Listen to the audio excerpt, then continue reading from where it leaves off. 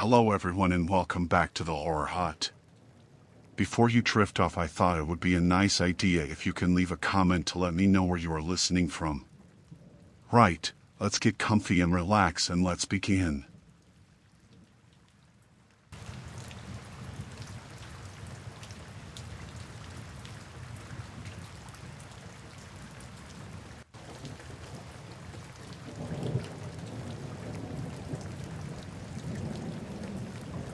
I moved into a new house in a quiet neighborhood in Ohio a few months ago. It was the kind of place where nothing much happened. Neighbors waved but kept to themselves, and everything was pretty peaceful. I liked that. After years of city noise, it was nice to finally have some quiet.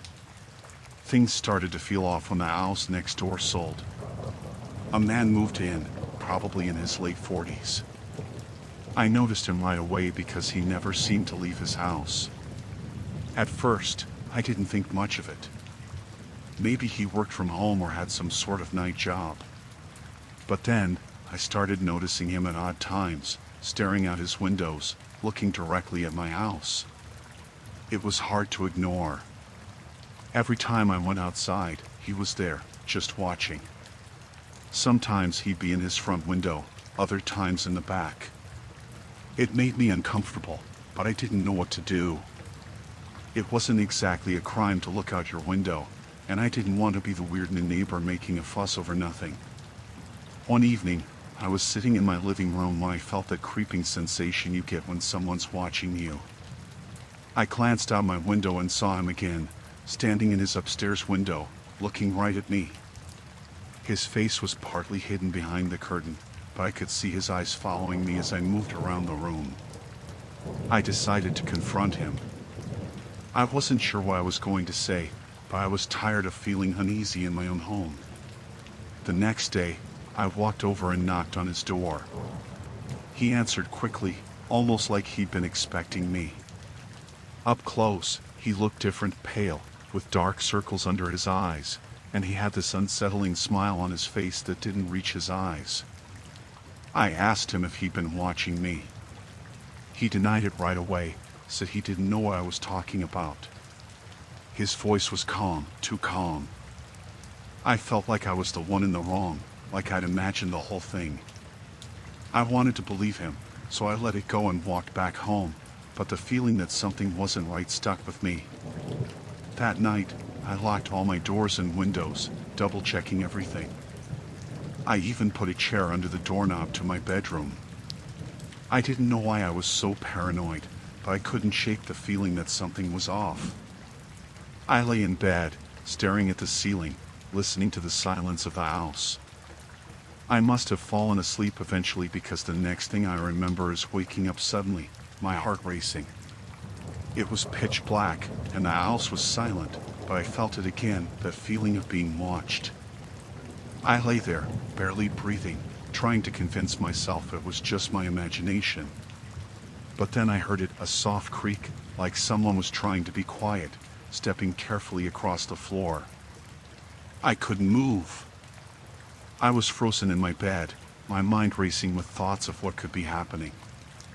I wanted to reach for my phone, but it was on the nightstand, and I didn't want to make any noise.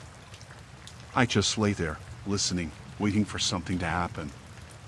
The creaking got closer, stopping just outside my bedroom door. The knob turned slowly. I could see it moving in the dim light coming through the curtains. My heart was pounding so hard I thought it would burst. The door didn't open, though.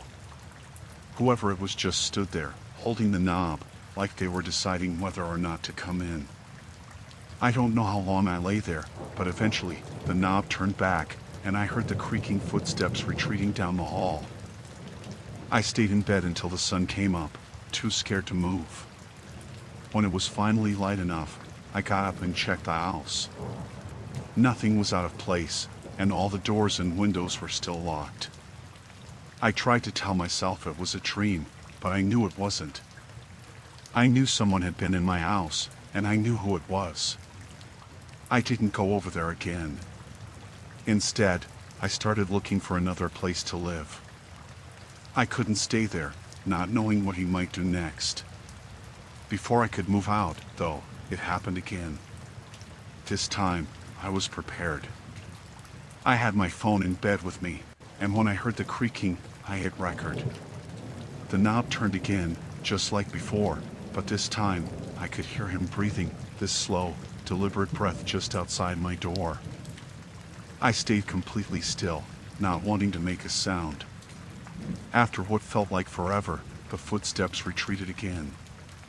I waited until I was sure he was gone, then I got up, grabbed my keys, and left the house. I didn't care that it was the middle of the night. I drove to a hotel and didn't look back. The next day, I went to the police. I showed them the recording, but without any proof that he'd actually been inside, there wasn't much they could do. They said they'd talk to him, but I didn't stick around to find out what happened. I moved out that same week, breaking my lease. It cost me a lot of money, but I didn't care. I couldn't live there, not knowing what might happen next. I found a new place across town and tried to put the whole thing behind me. But even now, in my new house, I find myself checking the locks more often than I should. I keep my phone close at night, and I never open the curtains after dark. I haven't seen him since I moved, but sometimes, I still feel like I'm being watched.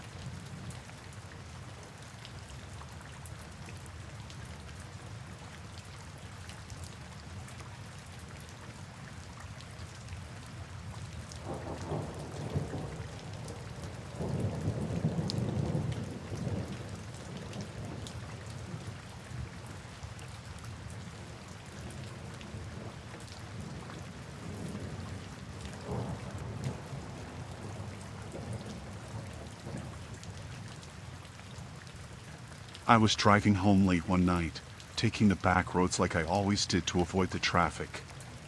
It was pitch black out there, the kind of darkness that feels heavy, like it's pressing in on you from all sides. The road was empty, just me and the stretch of asphalt cutting through the woods. I was tired, more tired than I should have been, and I was thinking about how I couldn't wait to get home, crawl into bed, and forget the long day I'd had. Out of nowhere, I saw flashing lights in my rearview mirror. Red and blue, like a cop car. My first thought was that I must have been speeding, though I couldn't remember pushing the gas any harder than usual. I slowed down and pulled over, trying to remember if I'd seen a speed limit sign, but everything was a blur. I sat there for a second, watching in the mirror as the car pulled up behind me. Something about it didn't look right. The lights were there, but the car itself was all wrong. It wasn't a police cruiser, not the kind you'd expect. It was an old, beat-up sedan, the kind you see in junkyards, not patrolling the streets. My heart started to race a bit, and I had this creeping feeling in my gut that something was off. I told myself I was being paranoid. Maybe it was an unmarked car, something the state troopers used. I mean, I'd heard of that before. But still, the feeling wouldn't go away. I kept my hands on the steering wheel, staring at the car in the mirror. The door opened, and a man got out. He was wearing dark clothes, but no uniform. No badge, nothing that looked official. He walked up slowly, almost too slow, like he was sizing me up with every step. When he got to my window, I rolled it down just a crack, enough to hear him but not enough to let him reach inside. He leaned in close, too close, and I could smell his breath stale, like cigarettes and something sour. He didn't look like any cop I'd ever seen. His eyes were cold, the kind that made your skin crawl, and his smile was all wrong, more like a sneer. He didn't ask for my license or registration, didn't say anything about why he'd pulled me over. Instead, he just stared at me, his eyes never leaving mine. The silence stretched out, thick and heavy, and I felt like I was trapped in that car, like the air was getting thinner. Finally, he spoke, his voice low and rough. He asked me where I was headed, but the way he said it made it clear he didn't care about the answer. Every instinct in me screamed to leave, to get out of there before something bad happened. I lied and told him I was just heading home, that I lived nearby, hoping that would make him back off. But he didn't. He just stood there, like he was trying to decide what to do next. I kept my hand on the door handle, ready to lock it if he tried anything, my other hand gripping the steering wheel so hard my knuckles turned white. Then, without warning, he reached for the door. My heart jumped into my throat. I slammed the lock down and backed away as far as I could in the driver's seat. He pulled on the handle, hard, yanking at the door like he was trying to rip it open. I saw the look in his eyes change, from cold and calculating to something darker, something dangerous. He knew I was scared, and he liked it. I realized then that he wasn't a cop, not even close. He was just some guy, someone who decided to use those fake lights to trick people into stopping. And I was his target. I didn't wait to see what he'd do next. I jammed the key into the ignition, my hand shaking so bad I almost dropped it. The engine roared to life, and I slammed my foot on the gas, the tires squealing as I sped away. He didn't follow me at first, just stood there in the road, watching me go. But when I glanced in the rearview mirror, I saw him running back to his car. The lights came on again, but this time I didn't slow down. I pushed the pedal to the floor, my heart pounding so hard I could feel it in my throat. The road twisted and turned, and I could see his headlights in the distance, growing closer with every second.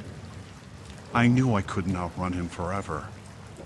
The road was too long, too empty, and he was too determined. But I didn't know what else to do. I didn't know these roads well enough to find a safe place to turn off, and I couldn't risk stopping. So I kept going, the car shaking as I pushed it harder than it was meant to go. Then, up ahead, I saw a side road, barely more than a dirt path leading into the woods. I didn't have time to think, didn't have time to plan. I yanked the wheel to the right, my car skidding as I turned onto the path. I turned off my lights, hoping it would make me harder to see. The car bounced and jolted over the rough ground, branches scraping against the windows as I tore through the trees. I couldn't see his headlights anymore, but I didn't stop. I kept going, deeper into the woods, until the path ended in a small clearing. My hands were shaking so badly I could barely keep the wheel steady, my breath coming in short, ragged gasps. I killed the engine and sat there, my heart pounding in my ears, waiting, listening. The only sound was the wind in the trees and the ticking of the cooling engine. I didn't dare move, didn't dare breathe too loudly, in case he was still out there, looking for me. I don't know how long I sat there, but eventually, the tension started to drain away. I hadn't seen any lights, hadn't heard any cars. Maybe he'd lost me, or maybe he'd given up. When I finally felt like it was safe, I turned the car around and crept back to the main road, driving with the lights off until I was sure I was far enough away. I didn't see him again, but the whole drive home, I kept checking the mirror, half expecting to see those lights flashing behind me again. When I got home, I parked in the garage and locked the door behind me, checking it twice before I let myself relax. I sat in the car for a long time, my hands still shaking, my mind racing with what could have happened. I didn't call the cops. What would I say? That some guy with fake lights tried to pull me over in the middle of nowhere? I wasn't sure they'd believe me, and I didn't want to think about it anymore.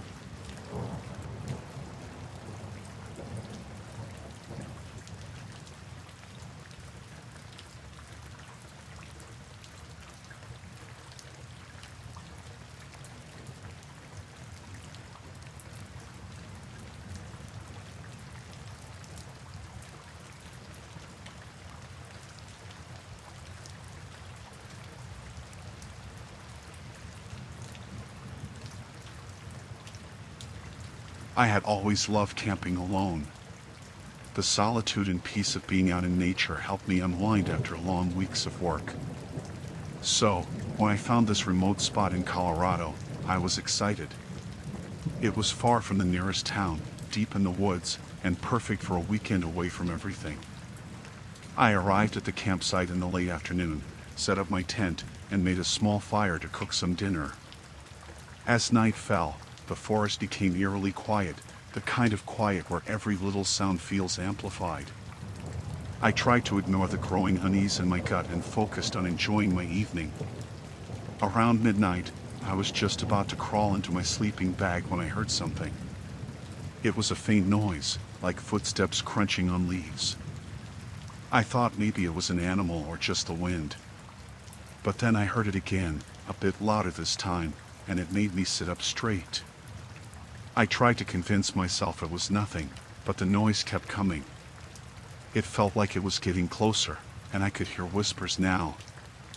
I unzipped the tent quietly, poked my head out, and immediately noticed that something was wrong.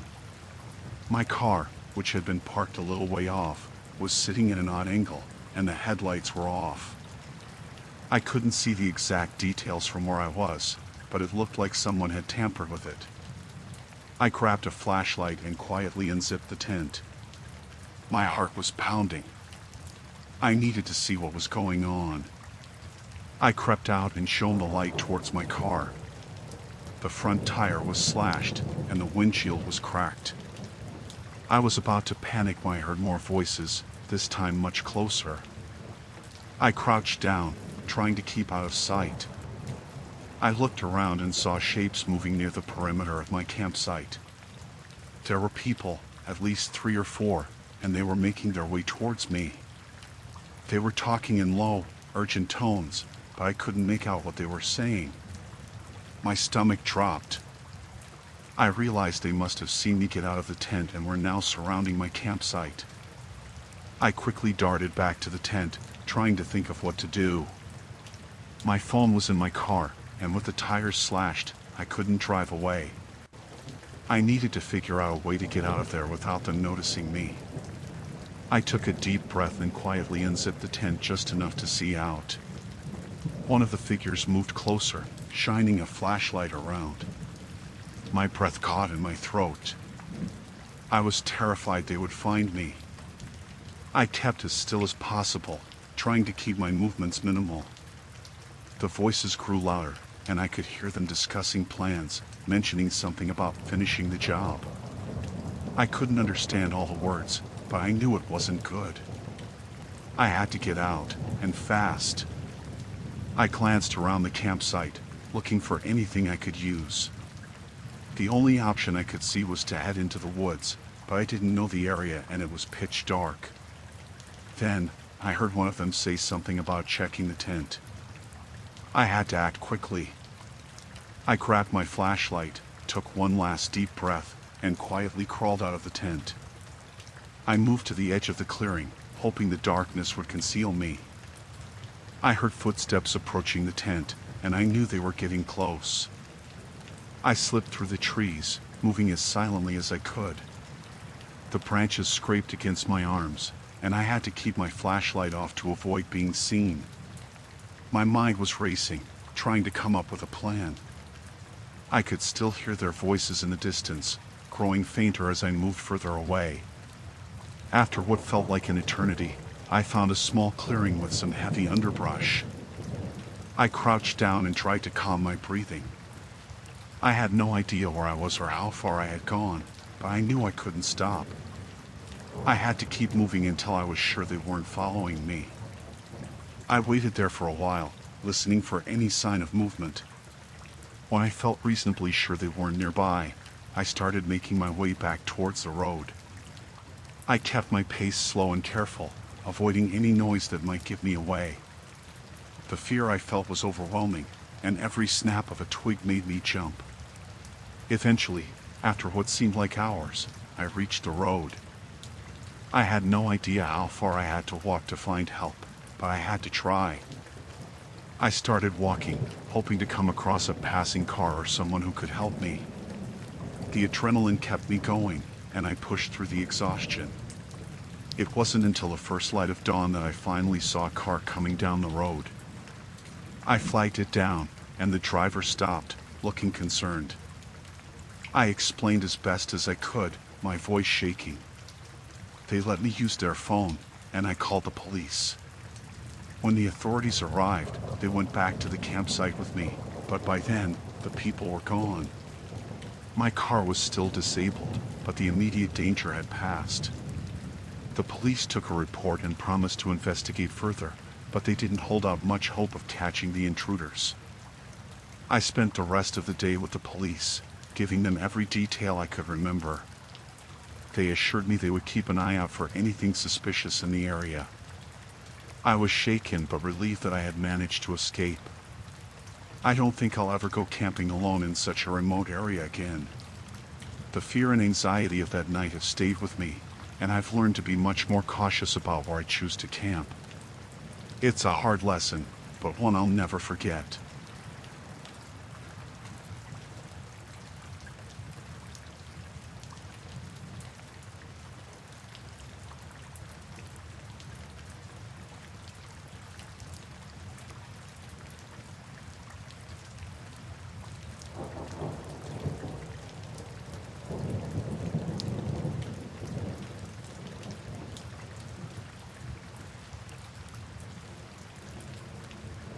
I lived in a small apartment complex in Denver, a place I'd always found quiet and safe. It was a decent neighborhood, not too busy but not too isolated either. I enjoyed the peace and the security of knowing my neighbors. At least, that's what I thought. One evening, I came home from work to find the building buzzing with activity. There were a few police cars outside and some neighbors standing around, talking in low, worried voices. I overheard someone mention a break-in. Apparently, someone had broken into one of the vacant units in our building. I didn't think much of it at the time. These things happened, I told myself. A few days later, I started noticing some odd things. My mail seemed to be slightly rearranged, and I found a couple of my packages open when I went to check them. I figured maybe it was just a mistake or some kind of mix-up. I didn't think it was related to the break-in, but the feeling of unease grew. One night, I was watching TV when I heard a faint noise coming from the apartment next door. I knew the place had been empty since before I moved in, so the sound puzzled me. It was like someone moving around quietly, but I couldn't be sure. I shrugged it off and went to bed. The next day, I got home and noticed a strange smell coming from the hallway. It wasn't overwhelming, but definitely noticeable. It smelled like something had been left out and was beginning to rot. I called the building manager to report it, and they said they'd check it out. Over the next few weeks, the smell didn't go away, and the noise from the empty apartment seemed to get more frequent. It was a soft shuffling, almost like footsteps, but very faint. I began to wonder if the break-in had somehow involved someone moving into that vacant unit. It was a disturbing thought, but I pushed it aside, trying to focus on my daily life. One evening, I came home to find the door to the vacant apartment ajar.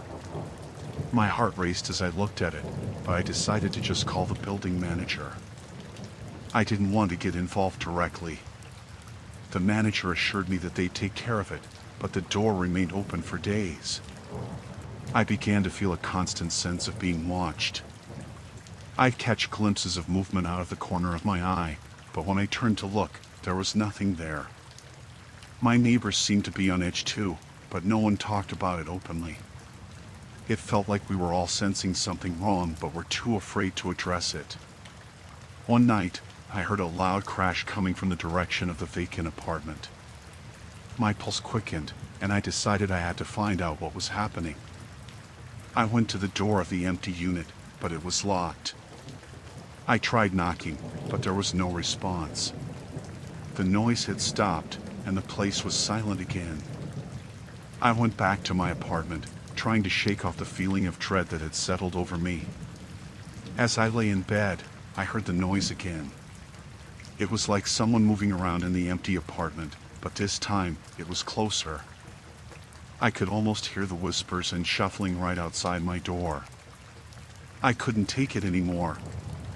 I decided to call the police. I explained the situation, but they said they couldn't do much without a clear report of criminal activity. I felt helpless and frustrated. It was clear something was very wrong, but no one was able to help. The next morning, I woke up to find my apartment had been searched. Drawers were open, and things were out of place.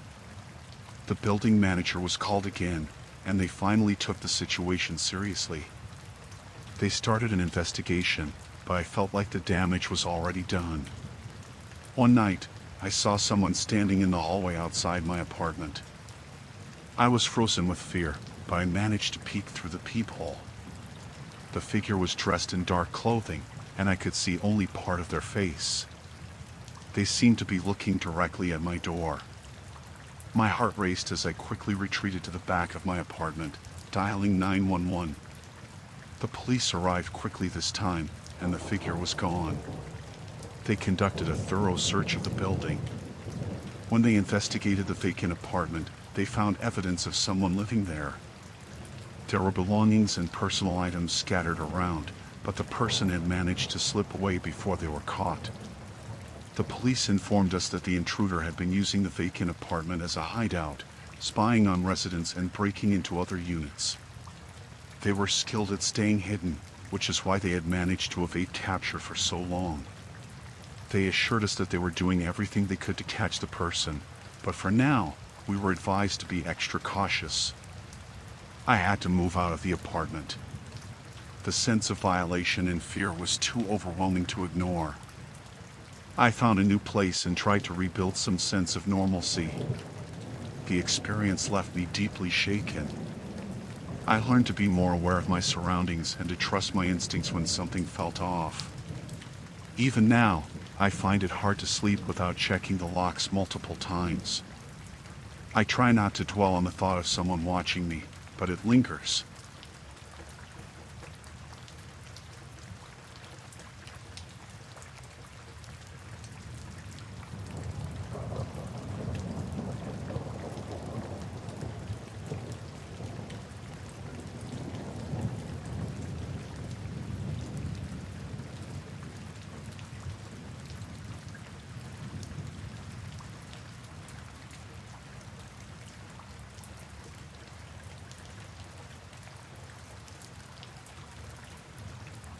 I had just finished a late shift at work in London and was exhausted.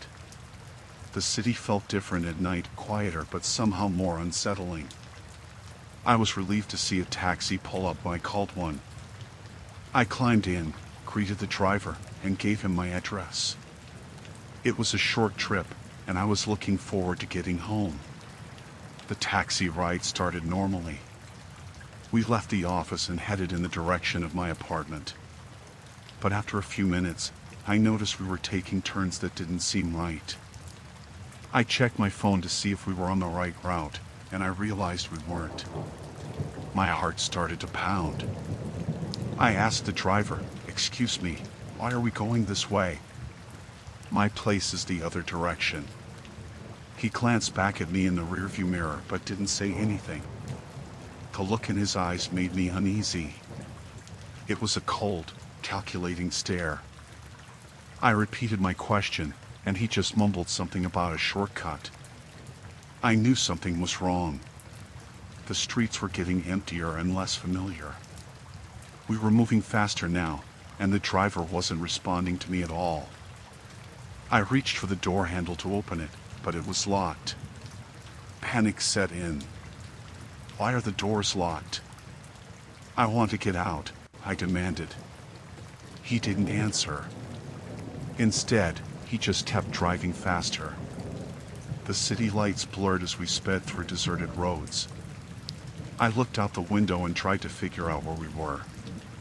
Nothing looked familiar. I felt a wave of fear wash over me. I knew I had to stay calm and find a way out of this. I tried to call the police, but the signal was weak. My hands were shaking as I tried to get through. The driver suddenly turned off the main road and onto a narrow, dark street. My panic escalated. I shouted at him to stop, but he ignored me. His focus was fixed straight ahead, his grip tight on the steering wheel. I could see a hint of a smile on his face through the rearview mirror. It was chilling. I spotted a red light ahead and hoped we might stop soon. Maybe I could make a break for it. But instead of slowing down, he sped up. The red light turned to green, and we continued down the dark street. I kept looking for any signs of people or buildings, anything that could help me. I saw a few houses in the distance, but it was too late. We were already deep into a remote area. My heart was racing, and I could barely think straight. I considered trying to kick out the windows, but I was afraid it wouldn't work. The driver suddenly turned into a secluded driveway with high fences on either side. He stopped the car and turned off the engine. The silence that followed was deafening. I could feel my breath quickening, and I tried to think of a plan. I shouted, "Let me out." "What do you want?" He turned around slowly, his expression unreadable. "I'm afraid we're not going to your place," he said calmly. His voice was cold and devoid of any emotion. He reached over and pulled out a phone, showing me a picture of my building from the street. "I know where you live. I don't want to take you there." I felt a shiver run down my spine. It was clear he had been watching me for a while. I tried the door again, but it was still locked. Desperation made me think of every possible way to escape. I noticed a small window in the back of the taxi, but it was too narrow to fit through. My mind raced, trying to figure out what to do next. The driver got out of the car and walked around to the back. I watched through the window, trying to see if there was anything I could use to my advantage. He opened the trunk and began rummaging through it. While he was distracted, I tried the door again. I used all my strength, pulling and pushing, but it wouldn't budge. I heard him coming back and knew I had to act quickly. I grabbed my phone and tried to send a distress message, but it wasn't working. He got back in the car, holding something in his hand. I couldn't see what it was, but it made me more anxious. He got in and locked the doors again. I could see the malicious intent in his eyes as he started the engine. The fear I felt was overwhelming. I had to think of something fast. I remembered the emergency button in the taxi, the one meant for drivers in case of trouble. I reached for it and pressed it as hard as I could. The button was supposed to alert the authorities if something went wrong. As we drove further into the darkness, I could see flashing lights in the distance. The driver seemed to notice them too. His face changed from cold determination to panic. He made a sharp turn and started speeding away from the lights. I heard sirens closing in, and the driver started cursing under his breath. He was clearly frustrated and scared. He took one last desperate turn and pulled up to an abandoned building. He stopped the car and turned to me. "This is where you get out," he said with a twisted smile. I didn't wait for him to change his mind. I jumped out of the car and ran towards the flashing lights. I could hear him yelling behind me, but I didn't look back. I just kept running, hoping I was headed in the right direction. The police were quick to respond once they saw me. They took me to safety and quickly apprehended the driver. He was charged with multiple offenses, including attempted kidnapping. I was shaken but relieved that I had managed to escape.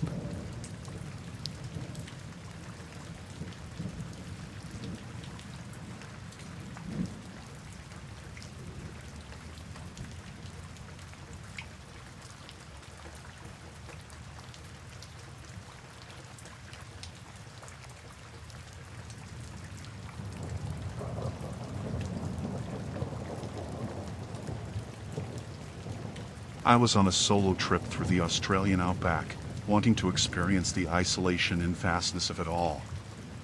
I'd always been drawn to the idea of getting away from it all, and the Outback seemed like the perfect place.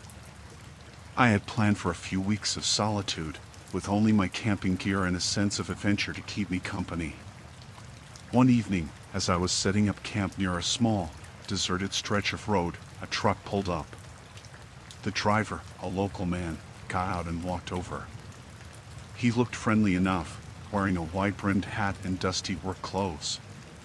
He introduced himself as Jack and said he was on his way to a nearby town but wanted to check in on me, just in case I needed anything. At first, I thought it was nice of him.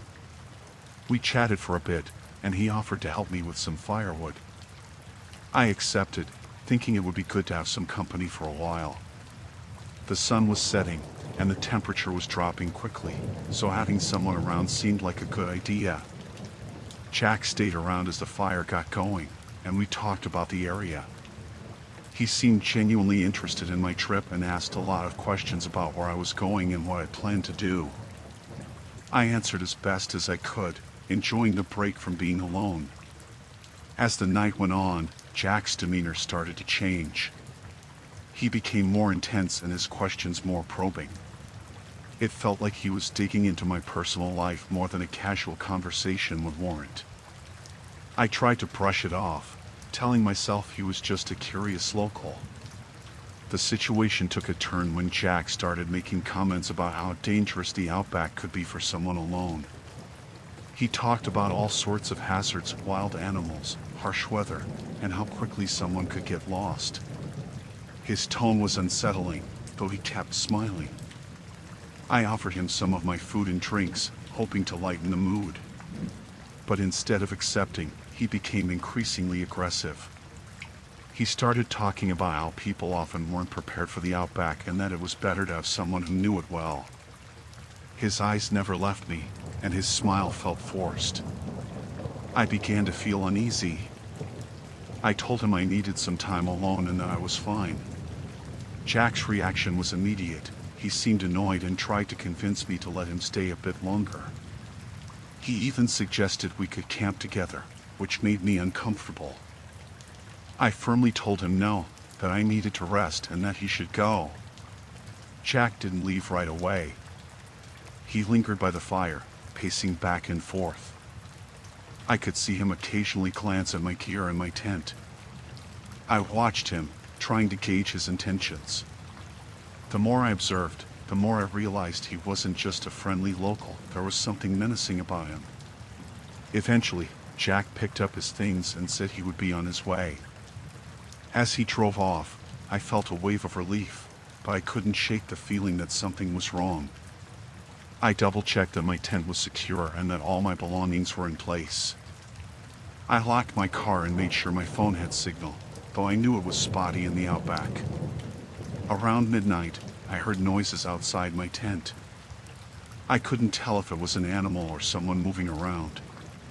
My heart raced as I listened carefully, trying to discern the sounds.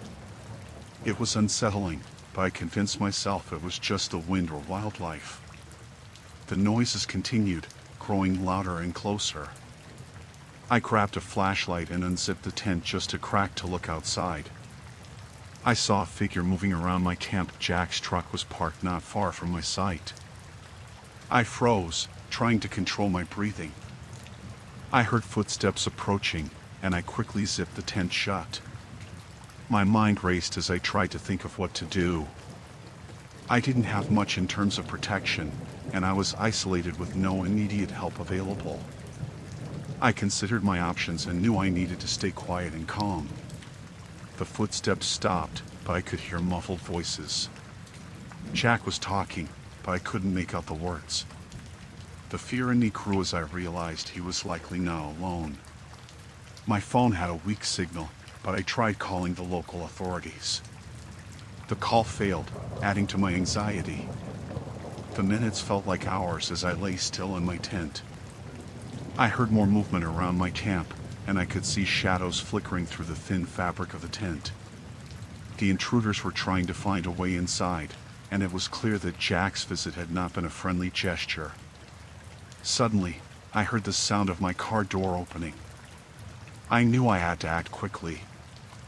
I grabbed a flare gun I had packed for emergencies and decided to make a break for it. I waited until the noise was close and then unzipped the tent just enough to slip out. I ran towards the direction where Jack's truck had been parked. I knew it was risky, but it was my only chance. The flare gun in my hand felt like a small comfort, though I hoped I wouldn't need to use it. As I moved quietly, I saw the truck's lights in the distance. I reached my car and fumbled with the keys, trying to unlock it as quickly as I could. My hands were shaking, and it took a moment to get the door open. I jumped inside and started the engine, praying it would start quickly. The truck was still idling, and I could see the figures moving around the campsite. I backed up carefully, making sure not to draw attention. As I drove away, I glanced in the rearview mirror and saw the lights of the truck following me for a moment before they faded. I didn't stop until I reached a roadside rest area where I knew there would be other travelers. The police were notified when I reached the rest area, and they sent out a team to check the area where I had camped. They assured me that they would handle the situation and warned me to stay alert. It was a terrifying experience, and I realized how vulnerable I had been out there alone.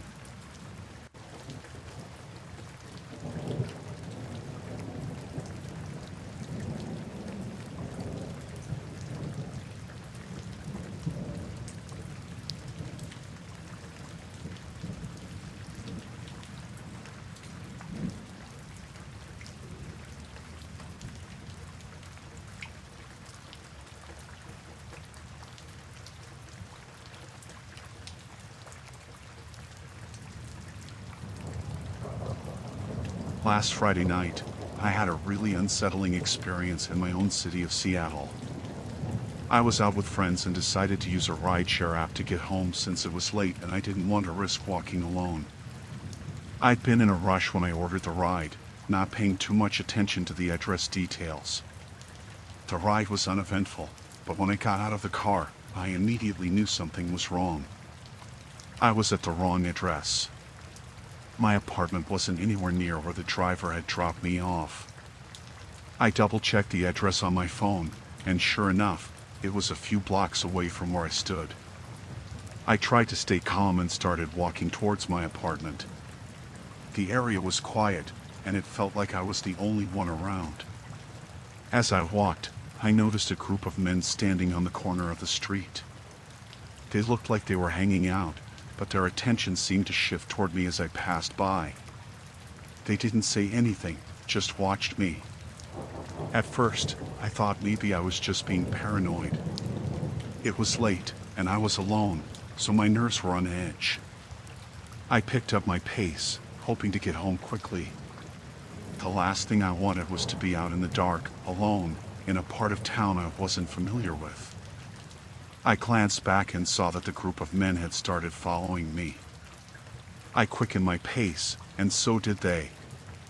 I could hear their footsteps behind me, which made my heart race. I tried to stay composed and not let them see how scared I was.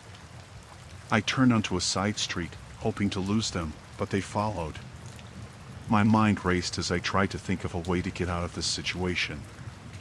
I knew I had to find a place where there were more people or somewhere safe. I spotted a small convenience store down the road. It was open, and the lights were on. I hurried towards it, hoping to blend in with the crowd inside. As I walked in, I could see the men stopping outside, looking at the store with confusion. They didn't enter. Inside, I tried to act casual, like I was just shopping. I grabbed a few items, hoping to buy some time and to make it seem like I was just passing through.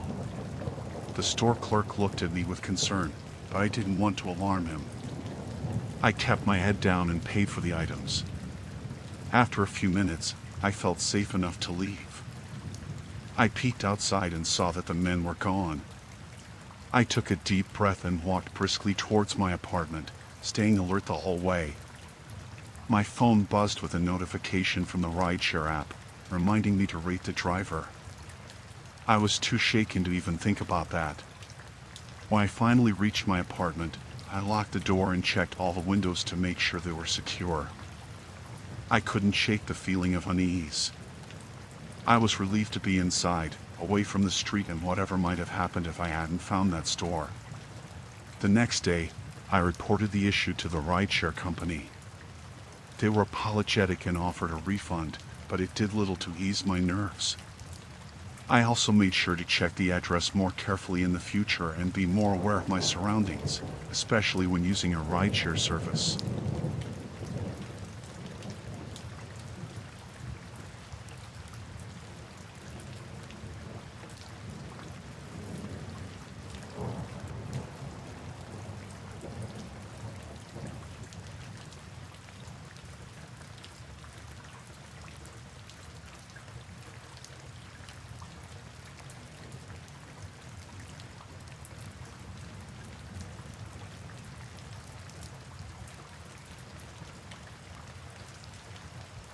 I was working late at the office in Boston last Wednesday night. The project had a tight deadline, and I knew I was going to be there for hours. By the time I checked the clock, it was already past midnight. The office was quiet. The only sounds were the humming of the air conditioning and the occasional tapping of my keyboard. I'd been focused on my work when I noticed something odd. The security cameras on the office's monitoring system were off. At first, I thought it might be a glitch, but then I remembered the security protocol. The camera should always be on, especially at night. I tried calling the security office, but the line was dead. I felt a chill run down my spine, but I brushed it off. Maybe it was just a technical problem. Still, the silence in the office was unsettling, and I had a bad feeling.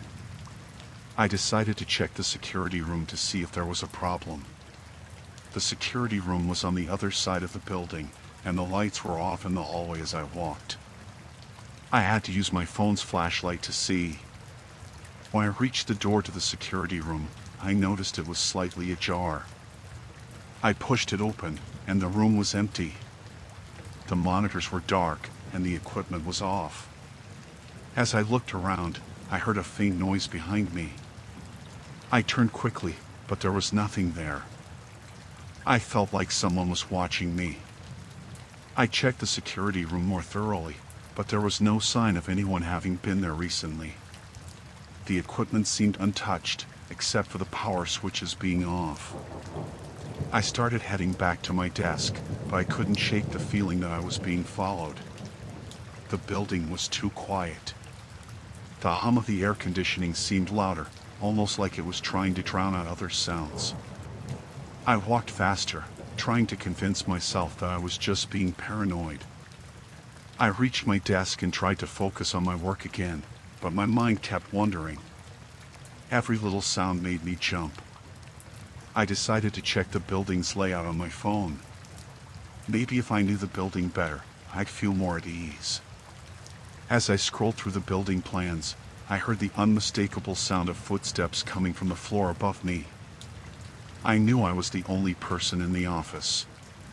The footsteps were slow and deliberate, and they seemed to be heading in my direction. I tried to stay calm and reached for my phone to call the police, but there was no signal. I thought about hiding, but I was afraid to move. The footsteps got closer and closer, and then stopped. I held my breath, straining to hear anything else.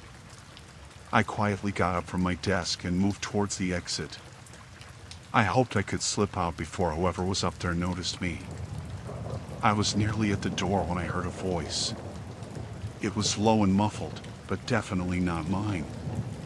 I froze. The voice was coming from the stairs. I couldn't make out what was being said, but the tone was menacing. I thought about trying to sneak out the emergency exit, but I didn't know if the person would see me or hear the door. With my heart pounding, I crouched down behind a large filing cabinet near the exit. I could hear the footsteps again, moving down the stairs. They were getting closer. I tried to steady my breathing, hoping they wouldn't hear me. The door to the office area creaked open. I peered around the edge of the cabinet and saw a shadow move across the floor. It was a man, dressed in dark clothing, carrying a flashlight. He was scanning the room methodically. I knew I had to act fast. I waited until he was distracted by something on the far side of the room. Then I darted for the emergency exit, moving as quietly as I could. My hands were shaking as I pulled the door open and slipped outside. I ran to my car, not looking back. I drove straight to the nearest police station and reported what had happened. The officers came back to the office with me, but by then, the building was empty. They searched the place but didn't find anyone. I was shaken, but at least I was safe. They advised me to stay out of the office until they could investigate further. The next day, the security system was checked, and it turned out that someone had tampered with the cameras and equipment. The police never found the man I saw, but they assured me that they would continue looking into it. I haven't stayed late at the office since then. I still get anxious when I think about that night, and I make sure to always double-check the security systems whenever I'm in the building.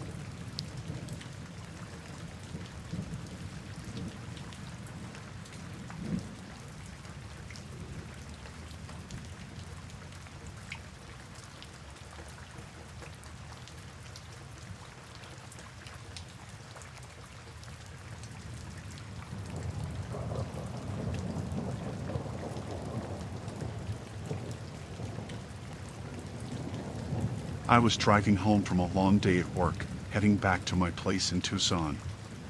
The drive along that rural highway through Arizona was always a bit eerie, especially at night. The desert stretches out for miles, and the isolation can mess with your mind if you're not careful. Around midnight, I saw a hitchhiker on the side of the road. He looked like he'd been out there for a while, and I felt a pang of sympathy. I usually wouldn't stop, but something about the way he was standing there made me think he might be in trouble.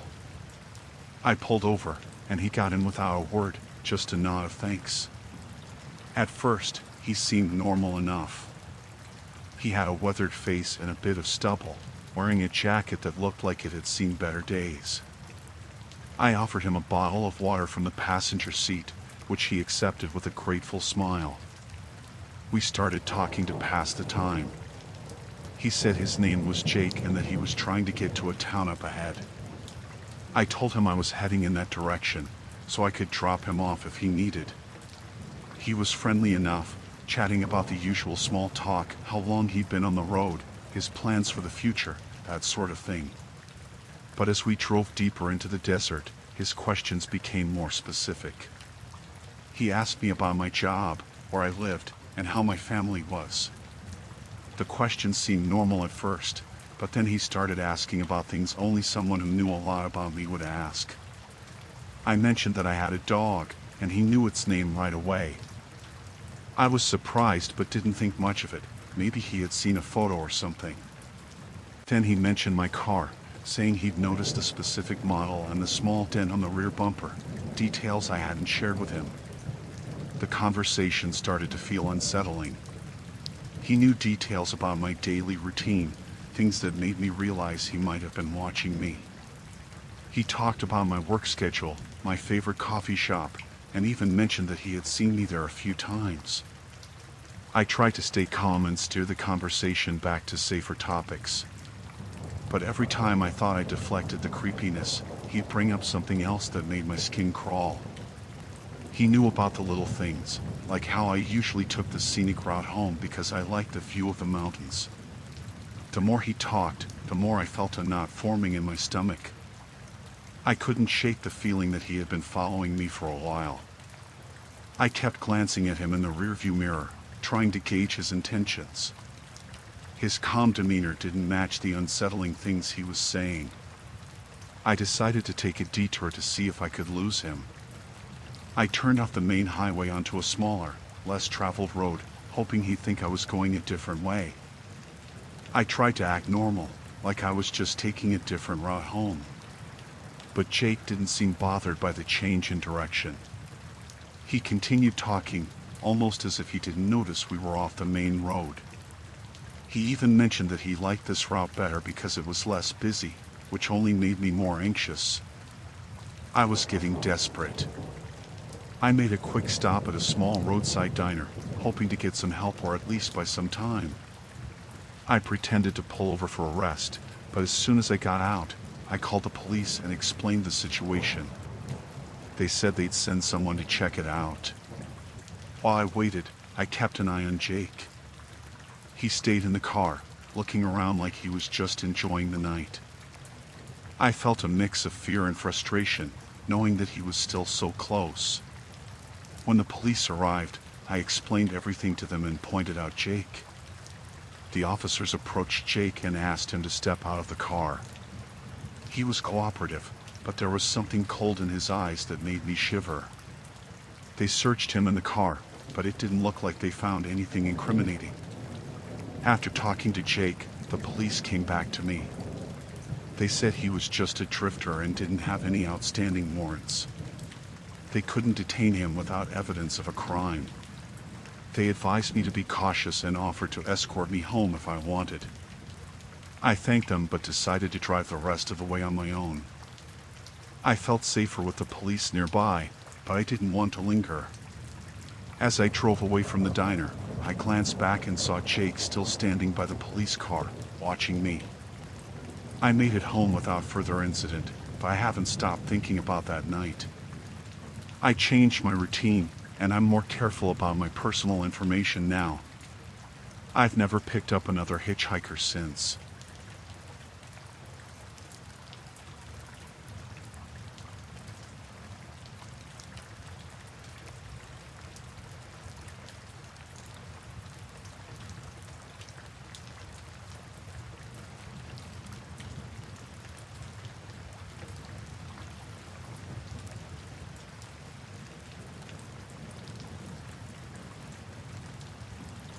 I went camping to get away from everything. The rain started not long after I set up my tent. It was heavy and cold, but I didn't mind. I just wanted peace. My family had been fighting a lot, and I needed a break. I was sitting under the tarp I had set up, listening to the rain, when I saw her. She stumbled into my campsite, soaked and shivering. She looked terrified. "Please, help me," she said. I got up and helped her sit down under the tarp. "What happened?" I asked. She was shaking so much she could barely speak. "He's coming. He's after me," she said. "I need to hide." I didn't know who she was talking about, but I could see the fear in her eyes. I gave her my jacket and some water. "Just stay here," I said. "I'll keep watch." She nodded and tried to calm down. I went to the edge of the campsite and looked around. I couldn't see anyone, but the rain made it hard to see anything. After a while, I heard footsteps. Someone was coming. I turned off my flashlight and crouched down behind a tree. A man appeared, moving quickly through the rain. He was tall and had a mean look on his face. He was looking for someone, and I knew it was her. I stayed as still as I could, hoping he wouldn't see me. He walked right past me, towards the tent. I knew I had to do something. I picked up a rock and threw it into the bushes. It made a loud noise, and the man turned towards it. He walked over to where the noise came from, and I took my chance. I ran back to the girl and grabbed her hand. "We have to go, now," I whispered. She nodded, and we ran into the forest. The rain was pouring down, making it hard to see and hear anything. We ran for what felt like forever, but the man didn't follow us. We found a small cave and hid inside. "Who is he?" I asked. "Why is he after you?" She took a deep breath and told me her story. Her name was Emily.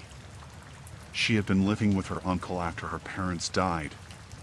Her uncle was a bad man, always angry and violent. She found out he was doing something illegal and tried to run away. That's when he started chasing her. "We need to go to the police," I said. She shook her head. "He has friends in the police. They won't help us." I didn't know what to do. We couldn't stay in the cave forever, but it wasn't safe to go back to the campsite. We waited until the rain slowed down a bit. Then we left the cave and started walking through the forest. I tried to keep us moving in the right direction, but it was hard to tell where we were going. We were both tired and scared. We heard a noise behind us. It was him. He had found us. We started running again, but he was faster. He caught up to us and grabbed Emily. She screamed, and I tried to help, but he pushed me away. He had a knife. He held it to her throat and told me to stay back. I could see the fear in her eyes. I had to do something. I picked up a stick and hit him as hard as I could. He dropped the knife and let go of Emily. We ran again, but he wasn't far behind. I could hear him shouting, getting closer. We reached a road and saw a car coming. I waved it down, and the driver stopped. "Please help us," I said. "He's trying to kill us." The driver let us in, and we sped off. We looked back and saw the man standing in the road, getting smaller and smaller as we drove away. We went to the nearest town and found a police station. This time, they believed us. They arrested Emily's uncle and his friends. Emily was safe, and I went back home.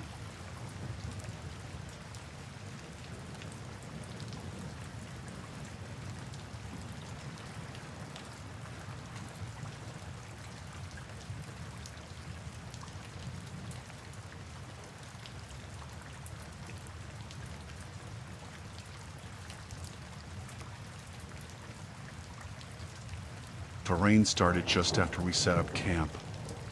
We were deep in the woods, far from anyone else. The sound of the rain on the tent was almost calming. Almost. We had planned this trip for months. A chance to disconnect, to get away from the city and its noise. But now, in the rain, everything felt different. The fire was hard to keep going, but we managed. Jenny and I sat close to it, trying to stay warm and dry. We laughed about the rain, joked about how nothing ever goes as planned. Then, we heard it. Voices. Faint at first, then louder. Men, and they didn't sound friendly. I motioned to Jenny to stay quiet. We listened, trying to make out what they were saying. The words were hard to hear over the rain, but I caught bits and pieces. Something about a deal, and making sure no one sees. My heart started to race. "Do you think they saw us?" Jenny whispered. I shook my head, but I wasn't sure. I didn't want to take any chances. "We need to stay quiet," I said, "and keep the fire low." We sat there, tense, listening. The voices grew closer, then faded again. I couldn't tell how many there were. 3, maybe 4. They sounded angry, arguing about something. We stayed as still as possible, hoping they would move on. Suddenly, a flashlight beam cut through the darkness. It swept over the trees, then our tent. I grabbed Jenny's hand, and we ducked down, holding our breath. The light lingered for a moment, then moved on. My heart was pounding so hard I thought they might hear it. The voices moved away, but I knew they weren't gone. "We need to get out of here," I whispered. "Now!" We packed quickly, trying to be as quiet as possible. Every sound seemed louder in the rain. We grabbed our backpacks and doused the fire, making sure it was out. Then we started moving, staying low and trying to avoid the flashlight beams. The rain made everything slippery. We stumbled through the mud, trying to keep our footing. The voices were getting louder again. They were close. Too close. I could see the beams of their flashlights cutting through the trees, searching. We hid behind a large rock, trying to catch our breath. I could hear the men talking. They were arguing again, but I couldn't make out the words. Then one of them shouted, and I heard a gunshot. Jenny stifled a scream, and I pulled her close, trying to keep her calm. "We have to keep moving," I whispered. "Stay low and follow me." We crept through the woods, trying to stay out of sight. The rain was relentless, making it hard to see or hear anything. Every step felt like it could give us away. My mind was racing, trying to think of a way out. Then, we saw it. A cabin hidden among the trees. It looked abandoned, but it might be our only chance. We made our way to it, keeping low and moving as quickly as we could. The door was unlocked, and we slipped inside, closing it quietly behind us. The cabin was dark and musty. It didn't look like anyone had been there in a long time. We found a corner and huddled together, trying to stay warm and quiet. The rain pounded on the roof, masking our breathing. We heard the men outside, their voices angry and loud. They were close, but they didn't seem to know we were in the cabin. I held Jenny close, trying to think of what to do next. We couldn't stay here forever.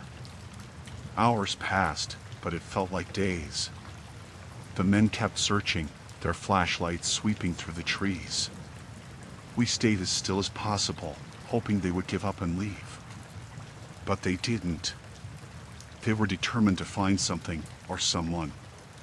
Finally, the voices started to fade.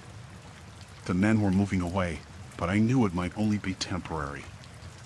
We had to get out of the woods, but we couldn't risk being seen. We waited, making sure they were really gone. When we couldn't hear them anymore, we crept out of the cabin. The rain had let up a bit, but it was still dark and muddy. We moved as quickly and quietly as we could, staying off the main paths and sticking to the underbrush. Every sound made me jump. Every shadow looked like one of the men. But we kept moving, driven by fear and adrenaline. We had to get to safety to find help. Finally, we saw the lights of a ranger station in the distance. Relief washed over me, but I knew we weren't safe yet. We made our way to the station, trying to stay out of sight. When we reached it, we banged on the door, shouting for help. A ranger opened the door, and we stumbled inside, soaked and shaking. "There's men in the woods," I said, trying to catch my breath. "They have guns. They're looking for us." The ranger grabbed his radio and called for backup. "Stay here," he said. "We'll take care of it." We waited inside, our hearts still pounding. I could hear the rangers talking, their voices calm and professional. After what felt like an eternity, they came back. "It's over," the ranger said. "We found them. You're safe now."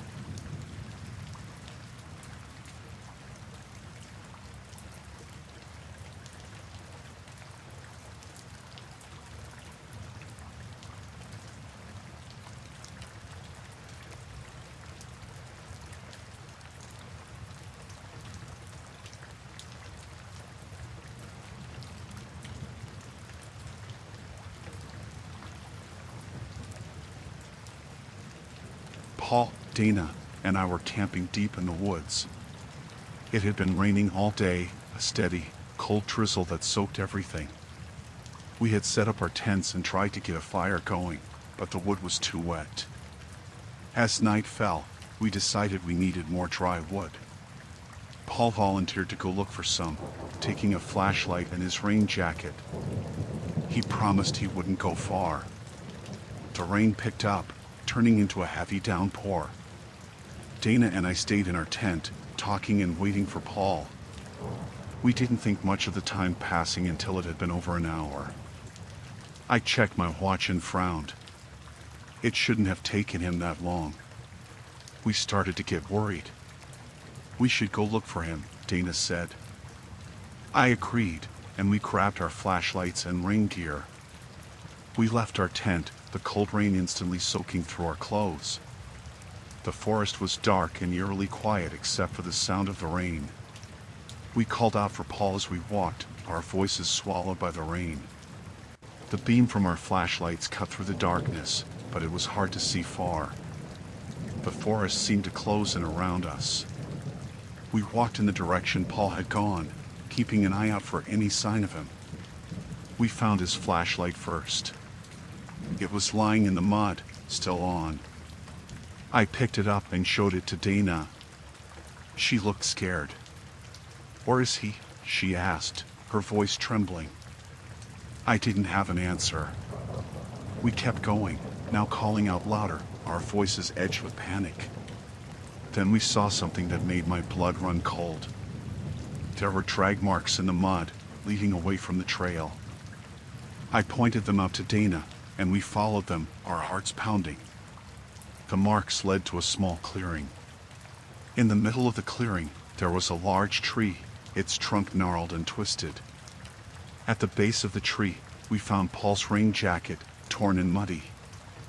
There were also strange marks on the tree, like someone had scratched it deeply. "Paul!" Dana screamed, but there was no answer. We looked around, shining our flashlights in every direction. The rain was relentless, making it hard to see or hear anything. Then we found blood. It was mixed with the rainwater, forming dark streaks in the mud.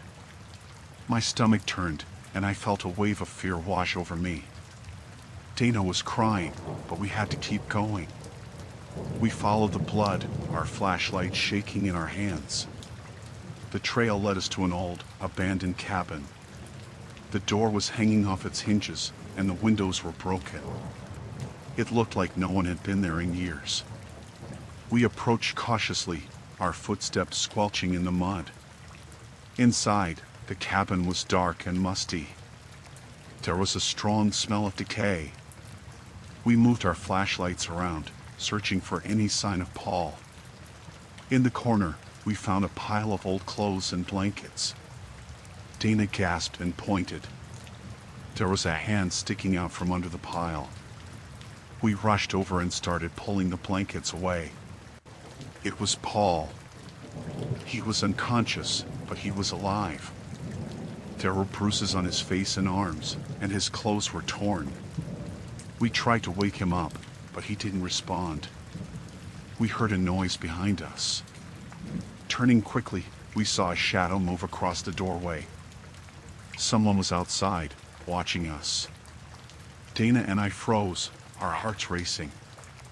I grabbed a piece of wood from the floor, ready to defend us. The shadow moved closer, and a man stepped into the cabin. He was tall and thin, with wild eyes and dirty clothes. He looked at us and smiled, a twisted, menacing smile. "What are you doing here?" he asked, his voice low and menacing. "We're leaving," I said, trying to sound braver than I felt. "We're taking our friend and leaving." The man laughed, a cold, hollow sound. "I don't think so," he said, stepping closer. I swung the piece of wood at him, but he was fast. He grabbed it and shoved me hard, sending me crashing into the wall. Dana screamed, and the man lunged at her. She tried to fight him off, but he was too strong. I struggled to my feet and tackled him, knocking him away from Dana. We wrestled on the floor, the rain pounding on the roof above us. I managed to grab a rock and hit him on the head. He grunted and fell back, dazed. "Help me with Paul," I shouted to Dana. We lifted Paul and dragged him out of the cabin. The man was starting to recover, and we didn't have much time. We stumbled through the rain, heading back towards our camp. We didn't stop until we reached our tent. We laid Paul down and checked his injuries. He was starting to come around, groaning in pain. I looked back towards the forest, but there was no sign of the man. We packed up quickly, not wanting to stay a moment longer. Paul was weak, but he could walk with our help. We made our way back to the car, the rain finally starting to let up. When we reached the car, we drove straight to the nearest town and went to the hospital. Paul was treated for his injuries, and we told the police everything that had happened. They searched the forest and found the cabin, but the man was gone. We were all shaken by the experience. I couldn't stop thinking about that man, and what he might have done if we hadn't found Paul in time. The forest, once a place of peace and beauty, now felt dangerous and haunted.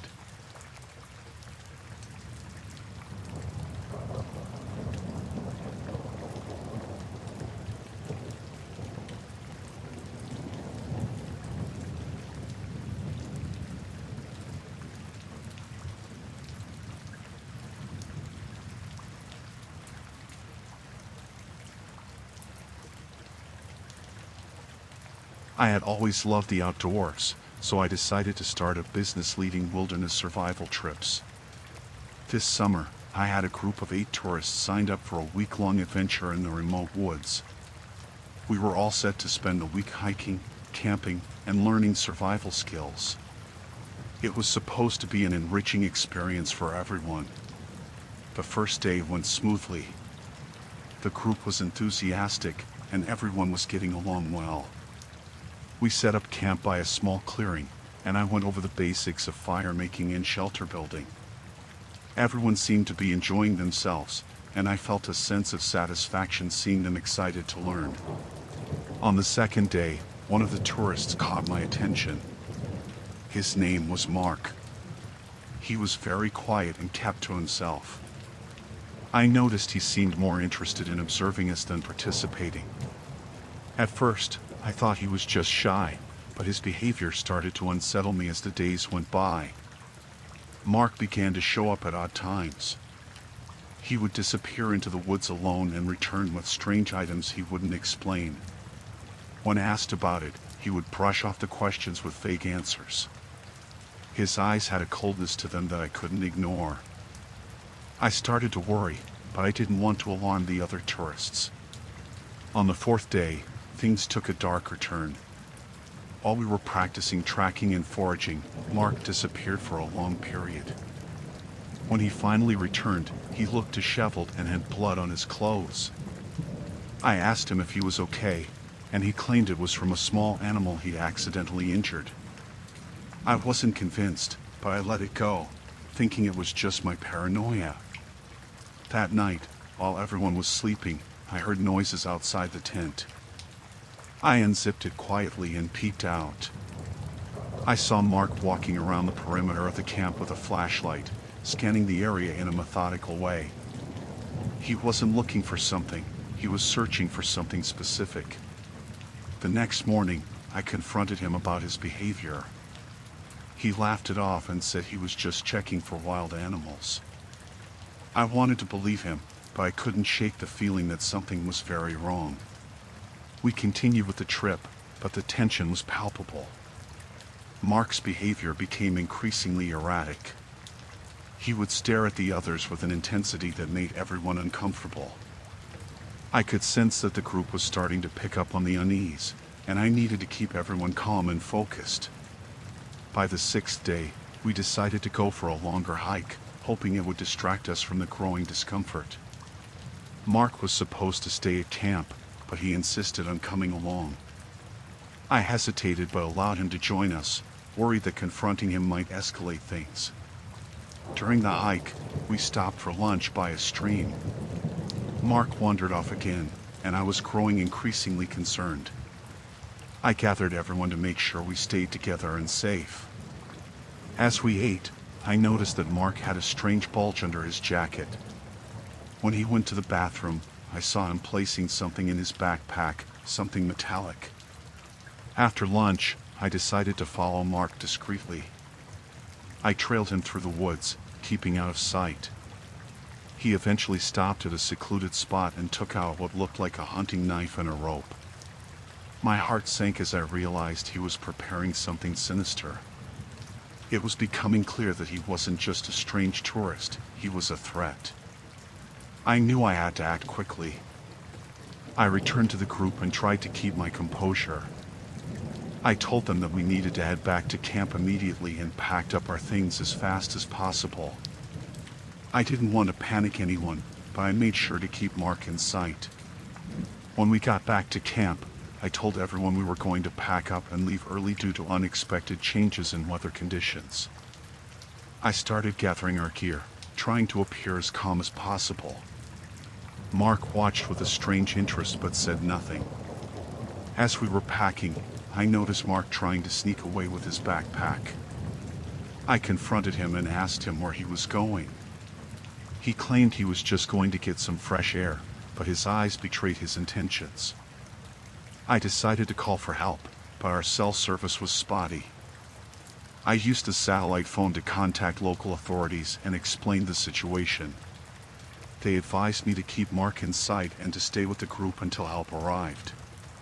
With a growing sense of dread, I kept everyone together and made sure we stayed in a safe area. Mark became increasingly agitated as the hours passed. He started making erratic movements and talking to himself. I could tell he was losing control. Finally, our rescue team arrived. They found Mark trying to sneak away from the camp. They took him into custody and assured us that we were safe. It was a relief, but I was still shaken. I didn't realize how close we had come to a terrible situation.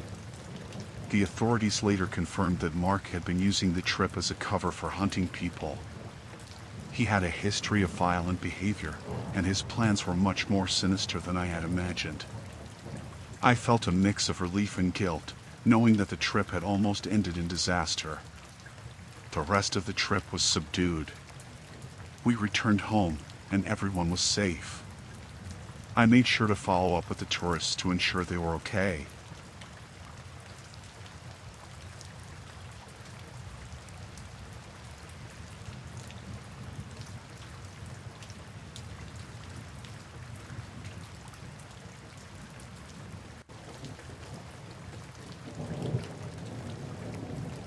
It was supposed to be the perfect summer vacation.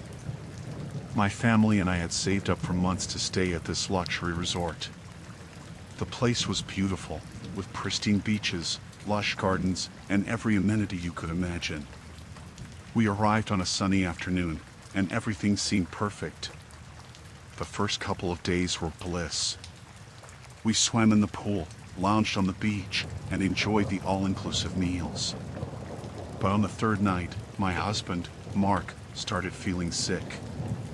He thought it was just something he ate, but by morning, he was much worse.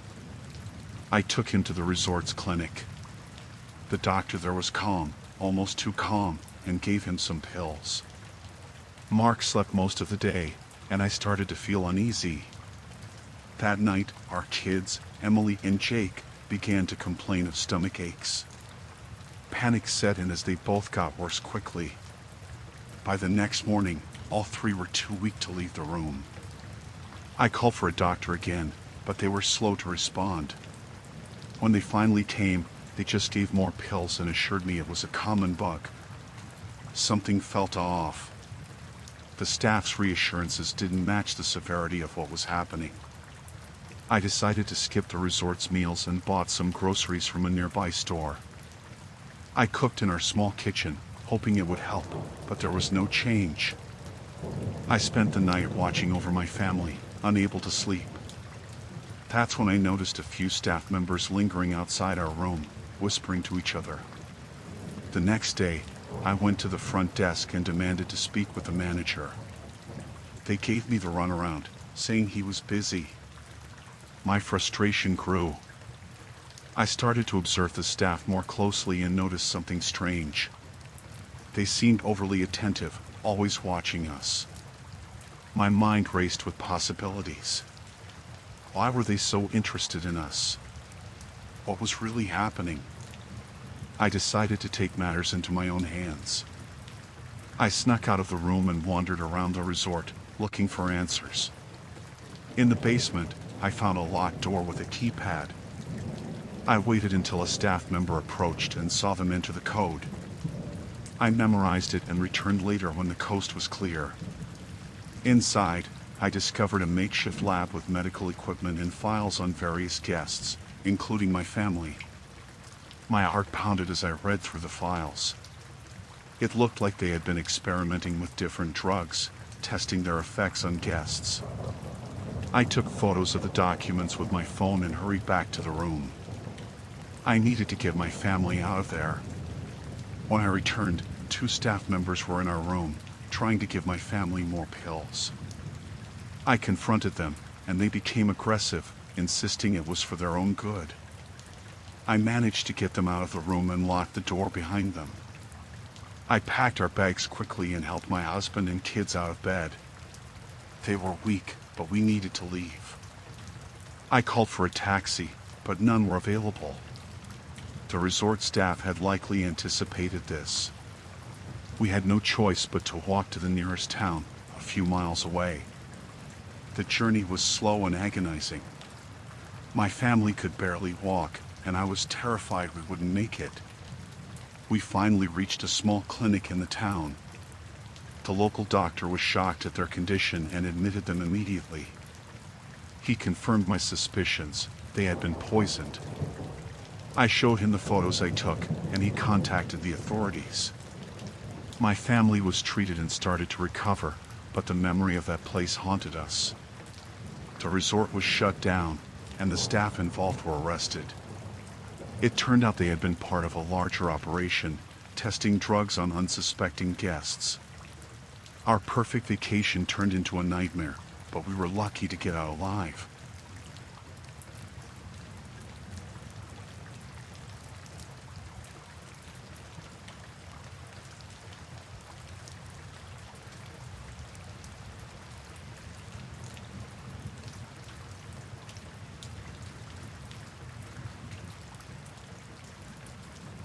I was in town for a business presentation and checked into a hotel near the conference center.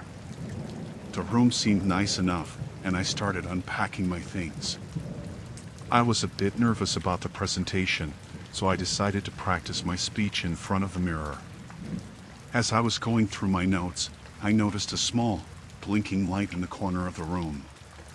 At first, I thought it was a smoke detector or some kind of sensor. But then I realized it was coming from a tiny hole in the wall. I got closer and saw a small lens inside. It was a camera, and it was pointed directly at the bed. My heart started racing. Someone had been watching me. I felt exposed and violated. I tried to think logically about what to do next. I didn't want to stay in the room, but I also didn't want to make a scene without being sure. I took a deep breath and decided to call the front desk. I told them there was something wrong with my room and asked if someone could come up. A few minutes later, a man from maintenance knocked on the door. I showed him the camera, and he looked shocked. He said he would report it to the manager right away. The manager came up shortly after and apologized profusely. He said they had no idea how the camera got there and assured me they would investigate. He offered me a different room and some free meals as compensation. I didn't feel much better, but I didn't have a choice. I needed to stay for the presentation. I moved to the new room, but I couldn't shake the feeling that I was being watched. I checked every corner, every vent, and every piece of furniture. I found nothing, but I still felt uneasy. I tried to focus on my presentation, but my mind kept drifting back to the camera. That night, I couldn't sleep. Every noise made me jump. I kept thinking about who could have put the camera there and why. I decided I had to do something more. I couldn't just let it go. In the morning, I went to the manager again. I demanded to know what they had found out. He said they were still investigating but hadn't discovered anything yet. He assured me they took my privacy seriously and were doing everything they could. I didn't believe him. I felt like they were just trying to cover it up. I decided to take matters into my own hands. I went to the local police station and reported what I had found. They took my statement and said they would look into it. Back at the hotel, I felt even more paranoid. I knew someone was watching me, but I didn't know who or why. I stayed in my room as much as possible and avoided interacting with anyone. I kept my curtains closed and didn't use the hotel Wi-Fi. The next day, I had my presentation. It went well, but I could hardly concentrate. I kept looking at the audience, wondering if the person behind the camera was there, watching me. After it was over, I went straight back to my room. That evening, there was a knock on my door. It was the police. They said they had found something. They asked if they could come in and talk.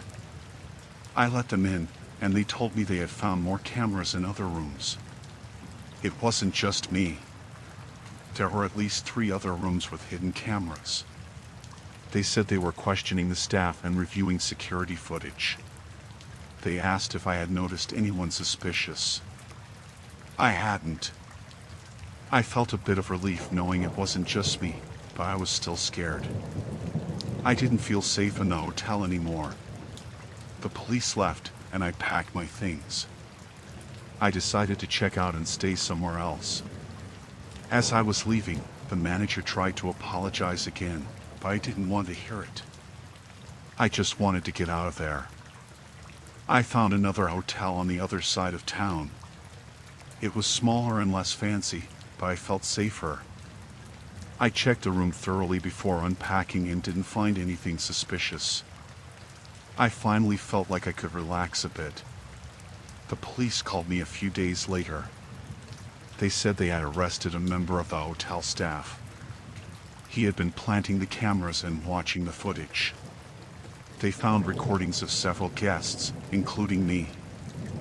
I felt sick knowing someone had been spying on me like that. I thanked the police for their work and hung up. I still felt uneasy, but at least I knew the person behind it was caught. I finished my business trip and went home, but the experience stayed with me. I couldn't shake the feeling of being watched, and I was extra cautious whenever I stayed in a hotel after that. It was a terrifying experience, and it took me a long time to feel safe again.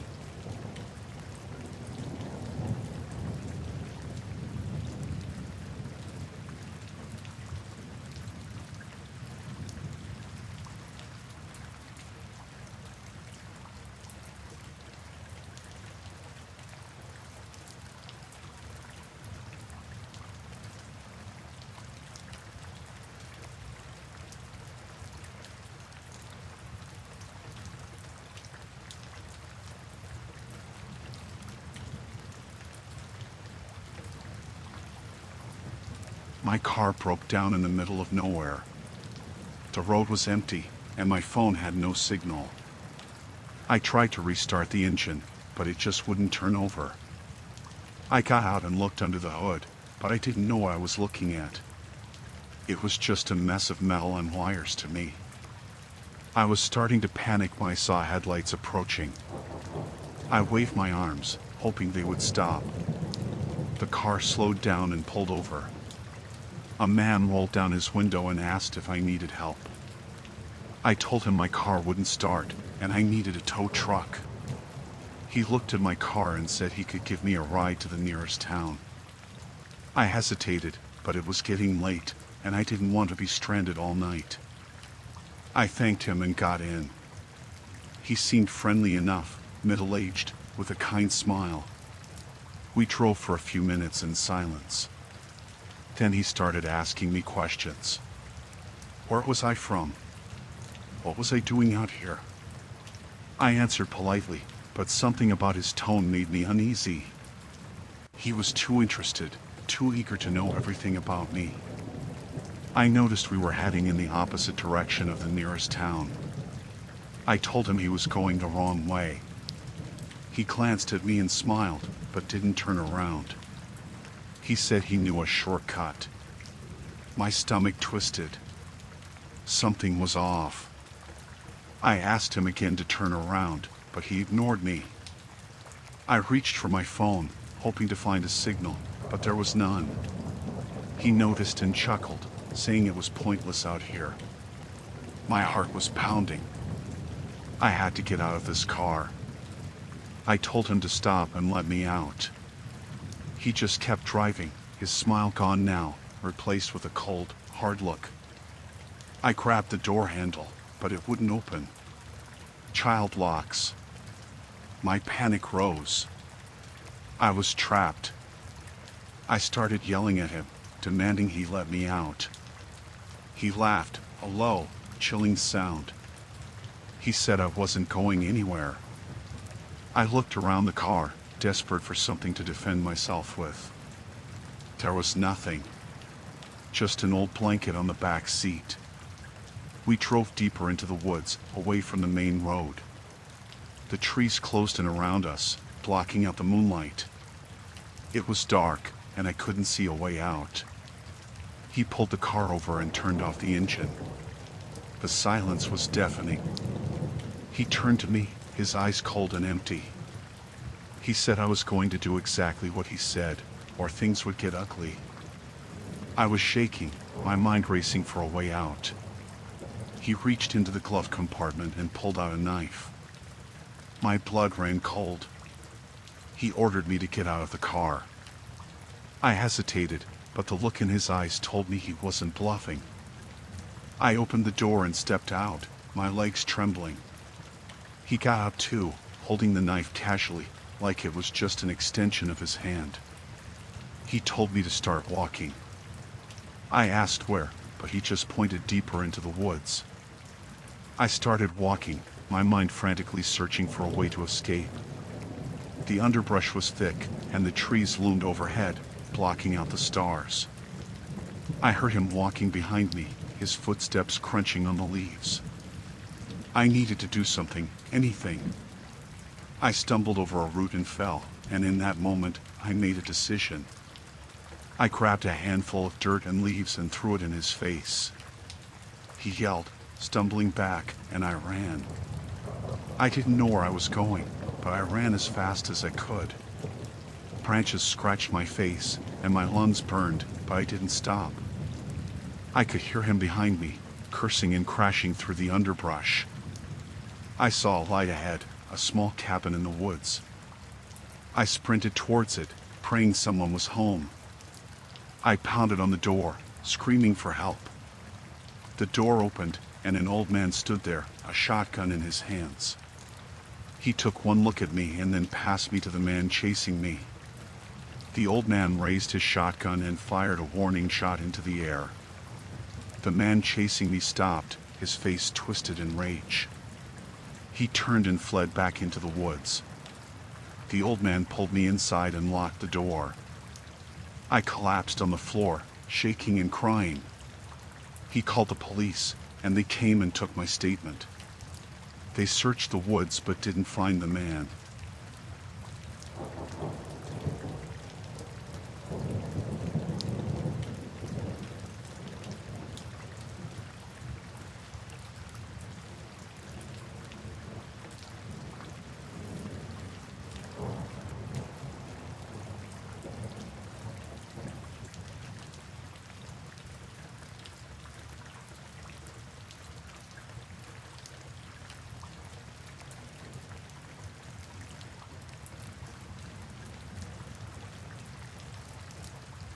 I was driving alone on a long stretch of highway. The rain started coming down harder, making it difficult to see. The windshield wipers were going full speed, but it didn't seem to help much. The road was nearly deserted, and I felt a bit uneasy. It was the kind of night that made you wish you weren't alone. I saw a figure on the side of the road, drenched and holding out a thumb. Normally, I wouldn't pick up a hitchhiker, but the weather was awful, and I felt a pang of sympathy. I pulled over and rolled down the window. "Need a ride?" I asked. He smiled, his face partly hidden by the hood of his jacket. "Yes, please. It's miserable out here." He climbed in, bringing a wave of cold, wet air with him. I turned up the heat and started driving again. We exchanged small talk at first. His name was Mike. He seemed friendly enough, talking about the weather and his bad luck with his car breaking down.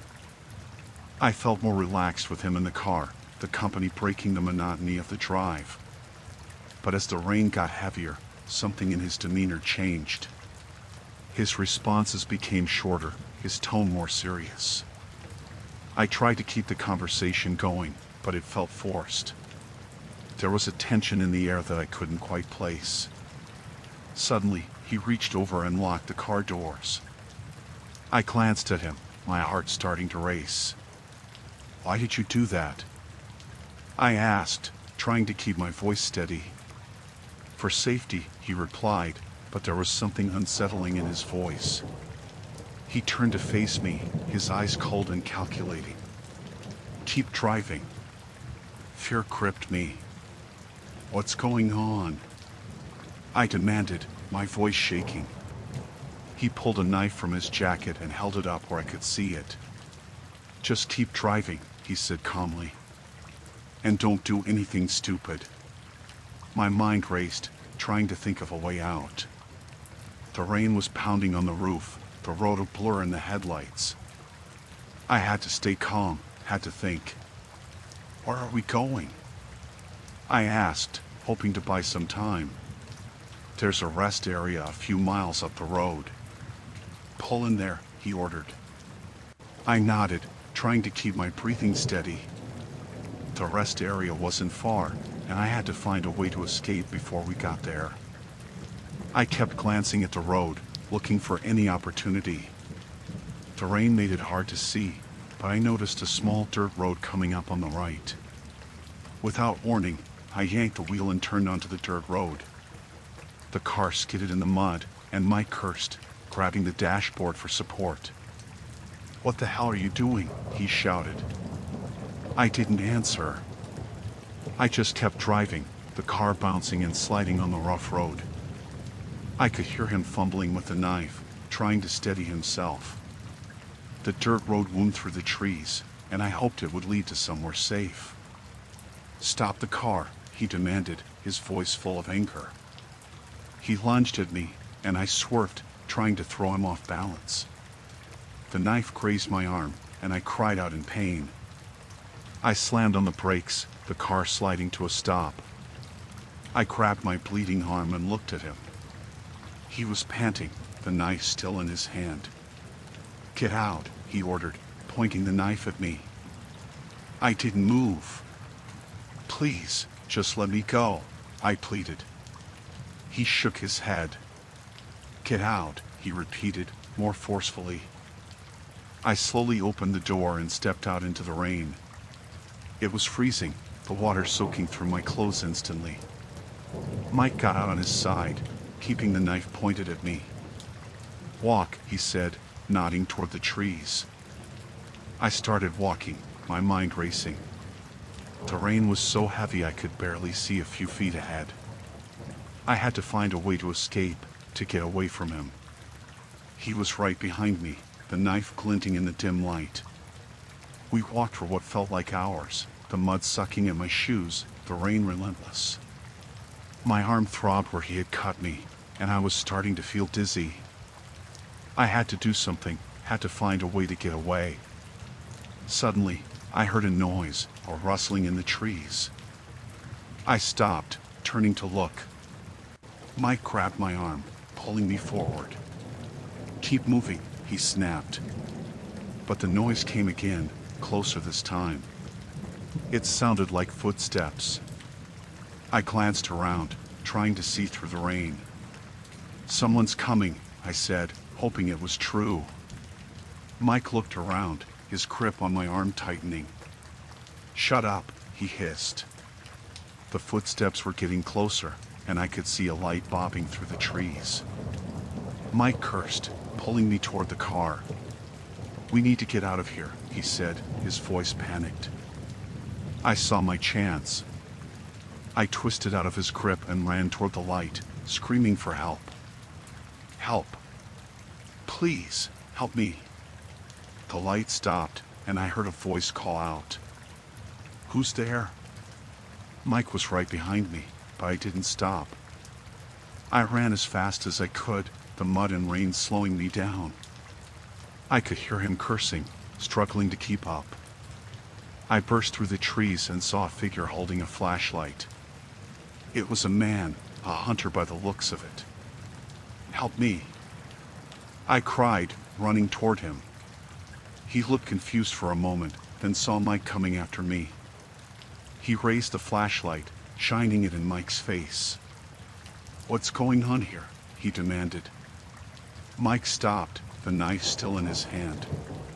"Just a misunderstanding," he said, trying to sound calm. The hunter wasn't buying it. He raised his rifle, pointing it at Mike. "Drop the knife," he ordered. Mike hesitated, then dropped the knife in the mud. The hunter kept the rifle trained on him, his eyes narrowing. "You okay, miss?" he asked me. I nodded, tears streaming down my face. "Thank you," I whispered. The hunter kept the rifle on Mike as he called the police. They arrived quickly, taking Mike into custody. I was safe, but I knew I would never forget that night, the terror and the rain. I would never pick up a hitchhiker again. Not even for $1 million.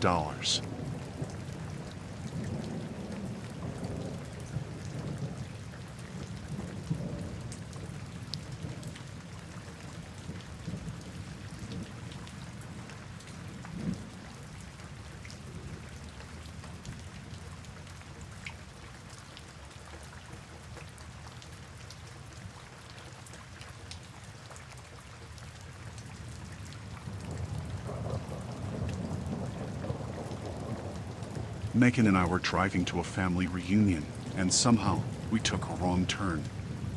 The GPS lost signal, and we found ourselves on a narrow, winding road surrounded by thick woods. It was getting dark, and we were completely lost. The car started making strange noises, and soon enough, it broke down. We pulled over near an old, run-down house that looked abandoned. I didn't want to leave the car, but we had no choice. There was no cell service to call for help, so we decided to check if anyone was in the house. We walked up to the front door and knocked. There was no answer. The windows were dark, and the place looked like it hadn't been lived in for years. I tried the door handle, and to my surprise, it opened. We stepped inside, calling out for anyone who might be there. The inside of the house was as creepy as the outside. Dust covered everything, and the air felt thick and musty. There were old, broken pieces of furniture and tattered curtains hanging from the windows. We called out again, but still, no answer. As we were about to leave, an old woman appeared at the top of the stairs. She looked frail and worn out. She said she lived there alone and rarely had visitors. Megan explained our situation, and the old woman offered to let us use her phone. We followed her into a dimly lit room. The phone looked ancient, but it had a dial tone. I started dialing for a tow truck, but the call wouldn't go through. The old woman said the phone lines were unreliable and suggested we stay the night until we could get help in the morning. Reluctantly, we agreed.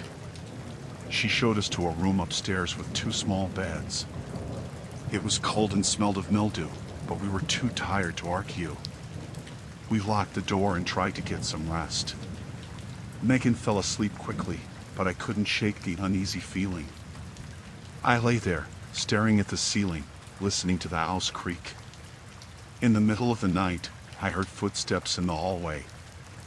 They stopped right outside our door. My heart pounded in my chest. I got up quietly and peered through the keyhole. I saw the old woman standing there, just staring at our door. I woke Megan up and whispered what I saw. We decided to stay quiet and pretend to be asleep. After a while, the footsteps continued down the hall, and we heard a door creak open and shut. We stayed awake, too scared to move. At dawn, we decided to leave the house and walk back to the main road. As we were packing our things, we heard the old woman talking to someone downstairs. We peeked out and saw a man with a rough, menacing look. They were whispering, and it didn't seem friendly. We quietly slipped out of the room and made our way down the stairs. The floorboards creaked loudly, and the old woman and the man turned to look at us. Their expressions were cold and hostile. The man stepped towards us, and we bolted for the door. We ran through the woods, not knowing where we were going. We just needed to get away from that house. We could hear them shouting behind us, but we didn't stop. We stumbled through the underbrush, branches scratching our arms and faces. Eventually, we found a small clearing and stopped to catch our breath. We were completely lost, but we knew we couldn't go back. We kept moving, hoping to find a road or a house where we could get help. Hours passed, and we were exhausted and hungry. Just when we were about to give up, we saw a dirt road ahead.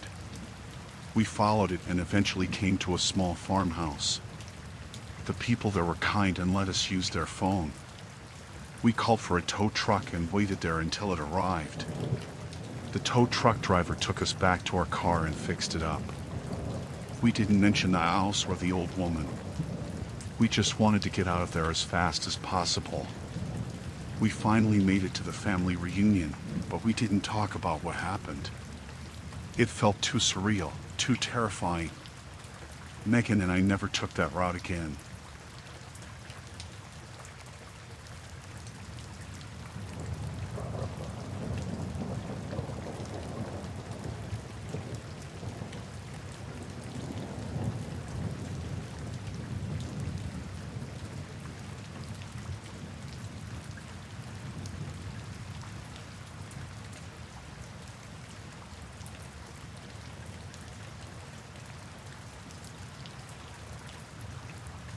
The power went out around 9 p.m. I was home alone, just settling in for the night. I lit a few candles and tried to relax, but the silence felt thick. Every little noise seemed louder in the darkness. I decided to get my flashlight from the drawer in the kitchen. As I made my way through the living room, I heard footsteps in the hallway outside my apartment. My heart skipped a beat. I hoped it was just a neighbor, but the footsteps stopped right in front of my door. Then came the knocking. It was frantic, almost desperate. My stomach tightened. "Who's there?"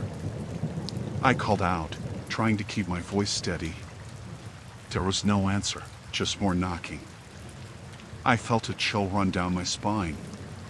The knocking turned into pounding, and I could hear someone jiggling the doorknob. I knew I had to act fast. I moved as quietly as I could to the door and double-checked the lock. It was secure, but I knew it wouldn't hold if someone really wanted to get in. I needed something to barricade the door. My mind raced as I tried to think of what I could use. The sofa was too heavy, and the dining chairs seemed too flimsy. The pounding on the door grew louder, more insistent. I grabbed the nearest chair and wedged it under the doorknob.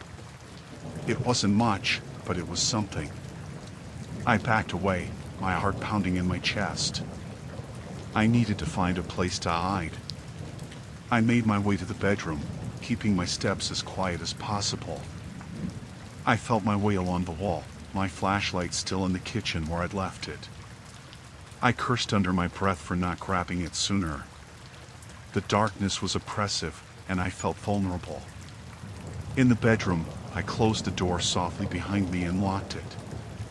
I went to the window, thinking I might signal for help, but the blackout had plunged the whole city into darkness. There was no one outside, no lights, no movement. Just an eerie stillness. The pounding at the front door stopped suddenly. I strained my ears, listening for any sound. Then I heard footsteps again, moving away from my apartment.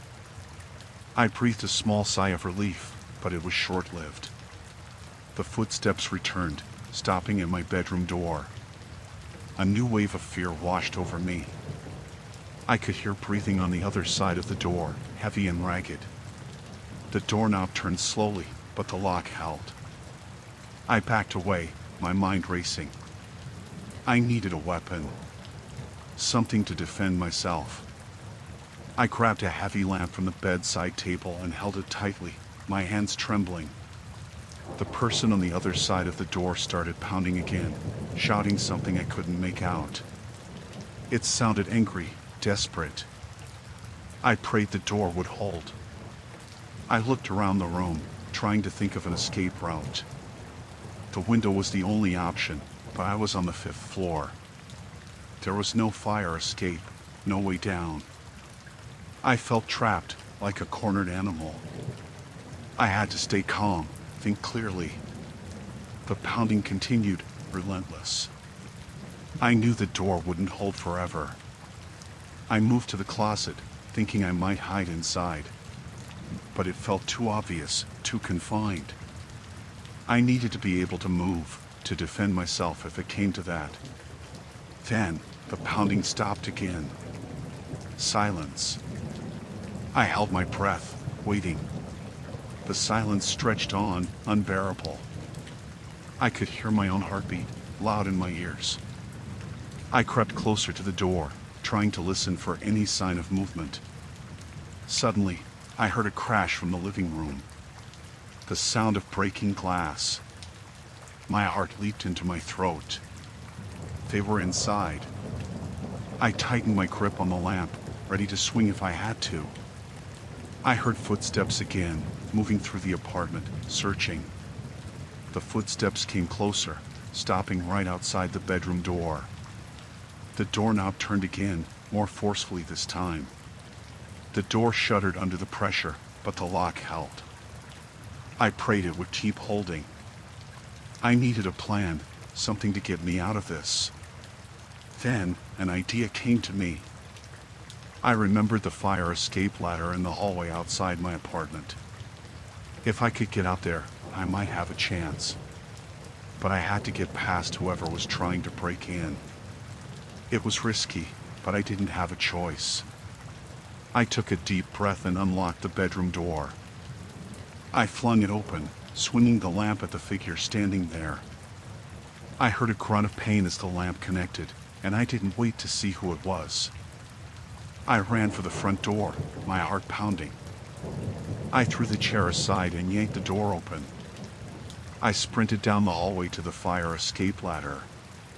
My hands fumbled with the latch, my mind screaming at me to hurry. I could hear footsteps behind me, getting closer. Finally, the latch gave way, and I pulled the ladder down. I climbed as fast as I could, my muscles burning with the effort. I didn't look back, didn't want to see how close they were. I just kept climbing, higher and higher. When I reached the roof, I ran to the edge, looking for a way down. There was another ladder leading to the ground, and I didn't hesitate. I climbed down, every muscle in my body screaming in protest. I felt a surge of relief as I reached the ground. I ran to the nearest building, pounding on the door, shouting for help. Lights flickered on inside, and I heard someone moving. The door opened, and a man looked at me with concern. I told him what had happened, and he called the police. The police arrived quickly, and I told them everything. They searched my apartment but didn't find anyone. They said the person must have escaped when I climbed the fire escape. They assured me they would investigate, but I knew I wouldn't feel safe there again. I packed a bag and stayed with a friend for a while. The memory of that night haunted me, and I couldn't shake the feeling of being watched.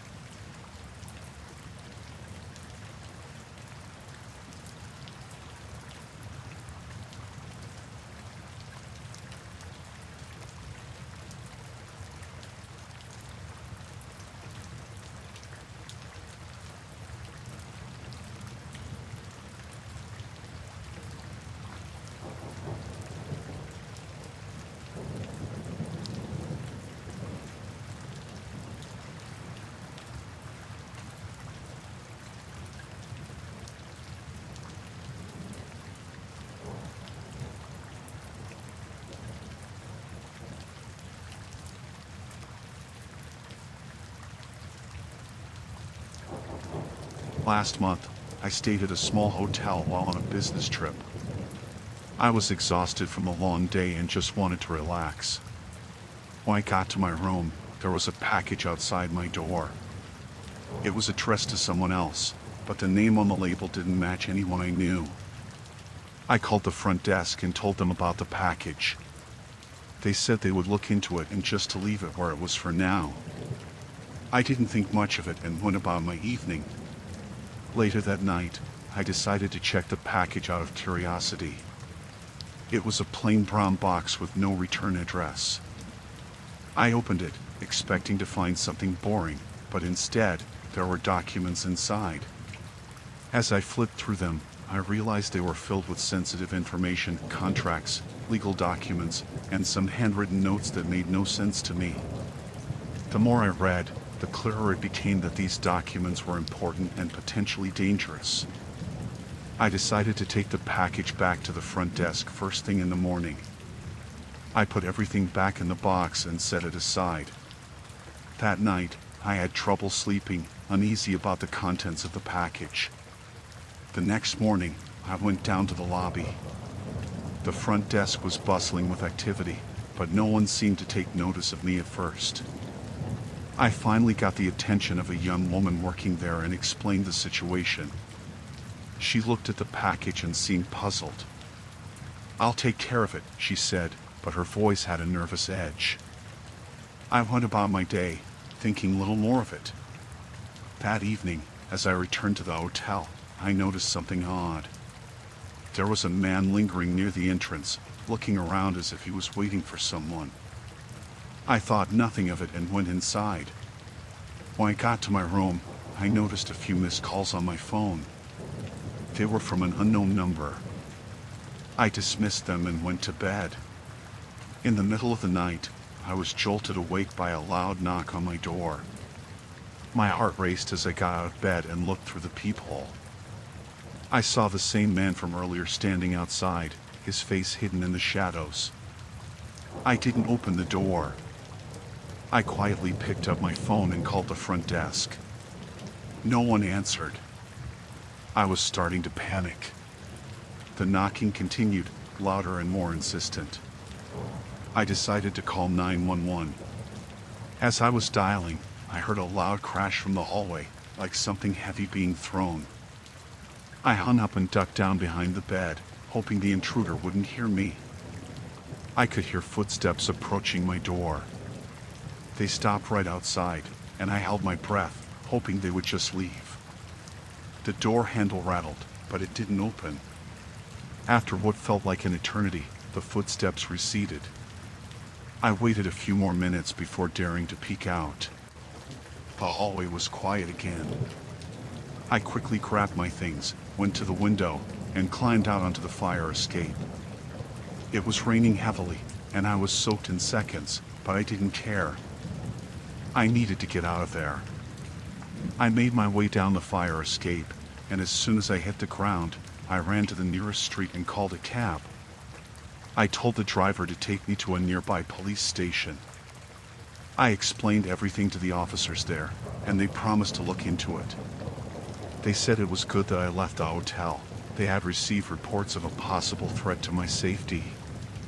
After everything, I never went back to that hotel, and I'm still not sure what was in those documents or why they were so important. I moved to a new place and stayed cautious. The whole ordeal made me realize how dangerous situations can escalate quickly, especially when dealing with things that don't seem right.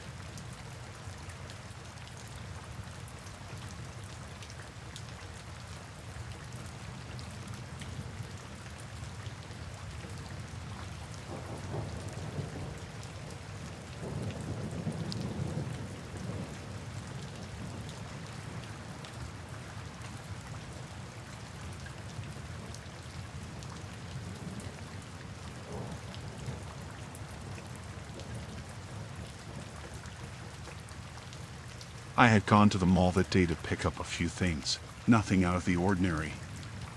I wasn't in a rush, just taking my time, browsing a bit. It was a weekday, so the mall wasn't too crowded. After about an hour, I started feeling the urge to use the restroom, so I headed to the nearest one. The restroom was quiet, which wasn't surprising since the mall itself wasn't busy. I walked in, picked the last stall, and locked the door behind me. I was just going through the motions, not really thinking about anything except how I had to stop at one more store before heading home. As I sat there, I heard the door to the restroom open again. Two men walked in, which was strange, but I figured maybe they'd wandered in by mistake or were mall staff. I stayed quiet, hoping they'd leave quickly, but they didn't. One of them said something in a low voice, and I couldn't make out the words at first. But then the other one responded, and his voice was clearer. They were talking about a car, mentioning a silver sedan parked on the lower level near the back entrance. My heart skipped a beat because that was where I'd parked my car, a silver sedan in that exact spot.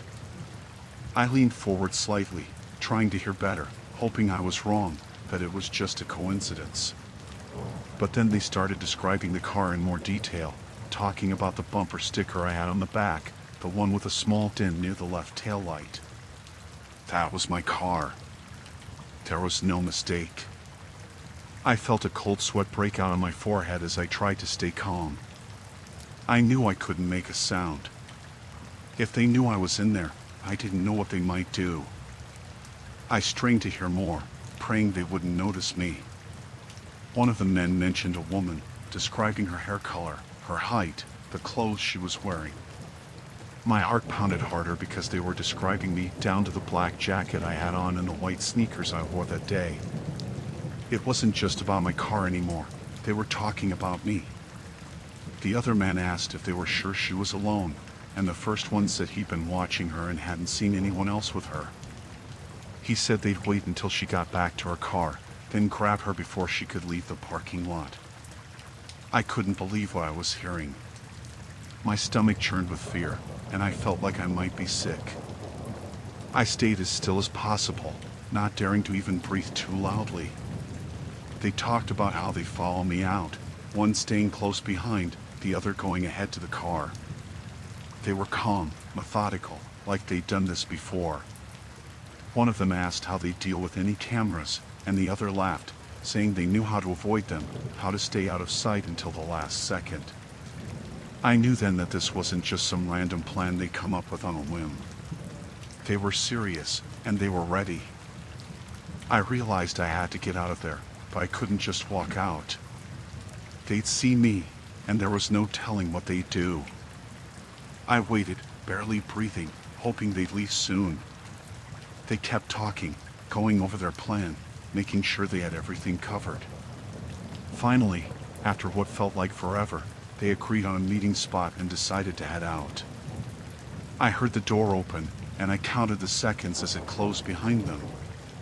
My legs felt numb, and I didn't trust them to hold me up if I tried to stand. I stayed in the stall for a few more minutes, making sure they were really gone. My mind was racing, trying to figure out what to do next. I knew I couldn't go back to my car. They'd be waiting for me. I couldn't call out for help either. What if they were still nearby? When I finally felt like I could move, I slowly unlocked the stall and stepped out. The restroom was empty, and the silence was almost as terrifying as what I'd just heard. I went to the sink, splashed cold water on my face, and tried to steady my shaking hands. I knew I had to get help, but I didn't want to risk walking through the mall and running into them. I left the restroom as quietly as I could and took the nearest exit that led to the mall offices. I found a security guard and told him everything, trying not to break down in front of him. He called for backup, and they walked me to a different exit, taking a route that avoided the parking lot. The police were called, and I gave them a description of the men, what I'd heard, everything I could remember. They went to check the parking lot, but the men were gone, and so was my car. The police found it later, abandoned a few miles away.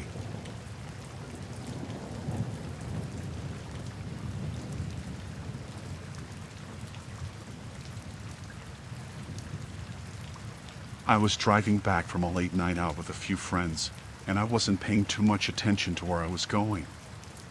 I'd been to my buddy's place 100 times, but I guess I was more tired than I thought. The houses in his neighborhood all looked pretty similar, especially in the dark. I pulled up, parked, and got out, thinking I was at his place.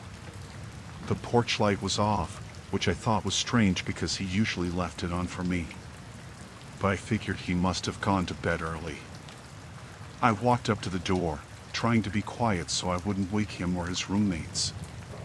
The door was unlocked, which wasn't too unusual, so I pushed it open and stepped inside. As soon as I walked in, I knew something was off.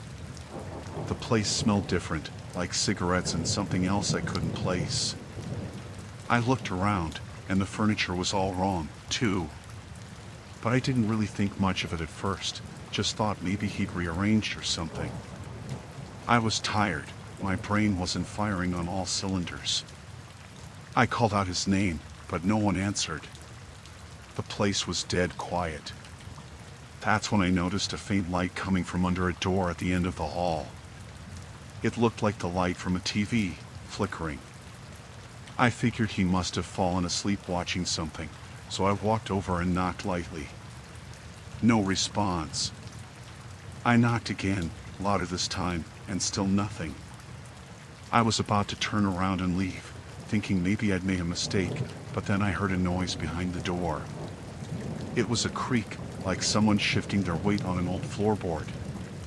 My heart started pounding, but I couldn't figure out why I was so nervous. I pushed the door open slowly, just a crack, and peeked inside. The room was dim, lit only by the blue glow of the TV. But there was someone in the chair, sitting with their back to me. I couldn't see their face, but something about the way they were sitting, so still, sent a chill down my spine. I whispered my buddy's name, but the person didn't move. I was about to reach out, maybe tap them on the shoulder, when the person suddenly turned around, and I saw his face. It wasn't my friend. This guy had wild eyes, and his face was twisted with fear. He jumped up from the chair, and for a second, we just stared at each other, both of us frozen. Then he lunged at me, grabbing me by the collar and shoving me against the wall. "Who sent you?" he hissed, his breath hot and reeking of alcohol. His grip was strong, and I could feel my legs shaking. I stammered, trying to explain that I was in the wrong house, that I thought this was my friend's place, but he wasn't listening. His eyes were darting around, paranoid, like he was trying to figure out what to do with me. "You think I'm stupid?" he growled. "You think I don't know what's going on? You're here to finish me off, aren't you?" My mind was racing, and I was trying to find a way out of this, trying to make him understand that this was all a huge mistake. But he wasn't listening. He pulled me further into the room, shoving me down onto a chair, and started pacing back and forth, muttering to himself. I kept telling him I didn't know what he was talking about, that I was just trying to get to my friend's house, but he wouldn't believe me. He kept saying things like, "They're always watching," and I knew they'd come for me. There was a gun on the table, and I couldn't take my eyes off it. It was just sitting there, within reach, but I didn't dare make a move for it. I didn't know what this guy was capable of, but I could tell he was unhinged. He suddenly stopped pacing and turned to face me, his eyes narrowing. "You're lying," he said, his voice low and dangerous. "But it doesn't matter. I'm not going down without a fight." He reached for the gun, and my heart nearly stopped. I thought that was it, that he was going to shoot me right there. But instead, he walked over to the window and started peering out, like he was expecting someone to show up. I knew I had to do something. I couldn't just sit there and wait for whatever he was planning. My mind was racing, trying to come up with a way to get out of there alive. I noticed that his attention was fully on the window, so I slowly started to inch my way toward the door. My movements were slow, deliberate, trying not to make any noise. But the floor creaked and his head snapped around, eyes locking onto mine. "You're not going anywhere," he said, pointing the gun at me now. "Sit down." I froze, not daring to move. But just as I was about to sit back down, we both heard a car pulling up outside. His eyes widened, and he turned back to the window, gun still in hand. I took the chance. I bolted for the door, my heart hammering in my chest. I heard him shout, and a shot rang out, the sound deafening in the small house. I didn't stop. I just kept running, out the front door, down the steps, and into the street. I didn't look back. I didn't even think about my car, just kept running until I was far enough away that I felt like I could breathe again. I finally stopped, leaning against a tree, my whole body shaking. I pulled out my phone and called the police, barely able to get the words out. They found the house, and the guy, but by then he was gone. They said it looked like he'd packed up in a hurry and left.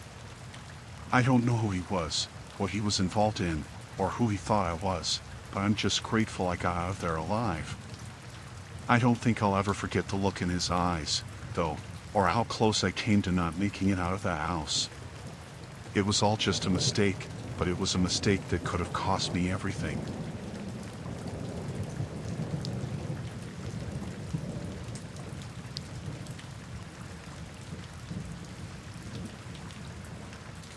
I had just come home from work, exhausted as usual. It was late, and the city outside my apartment was buzzing with its usual noise. I kicked off my shoes and threw my bag on the couch, ready to unwind. My apartment wasn't much, small, cramped even, but it was mine.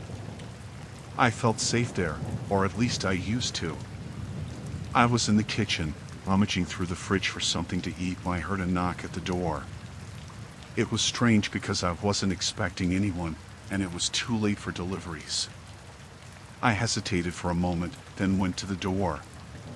When I looked through the peephole, I saw a man standing there in a delivery uniform. He was holding a package, something small, wrapped in brown paper. I didn't recognize him, but he looked official enough. Maybe it was something from work, or a mistake. Either way, I figured I should at least check. I opened the door just a crack, enough to talk but not enough for him to see much inside. "Can I help you?" I asked. The man smiled, but there was something off about it. His eyes didn't match the expression on his face. "Delivery for you," he said, holding out the package. I looked at it, then back at him. "I didn't order anything," I said, trying to keep my voice steady. I was about to close the door, thinking it was some mix-up, but before I could, he pushed against it, forcing his way inside. I stumbled back, too shocked to react at first. He was in my apartment now, closing the door behind him and locking it. My heart was pounding, and I felt frozen, unable to move as he stood there, staring at me with a grin that sent chills down my spine. "I've been watching you," he said, his voice calm, too calm. "You have no idea how long I've been waiting for this."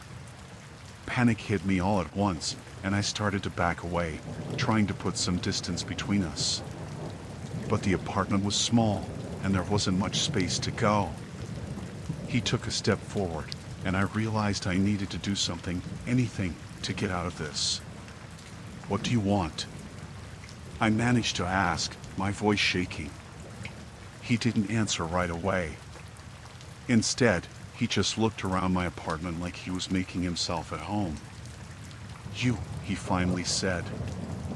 "I've been watching you for weeks, learning everything about you.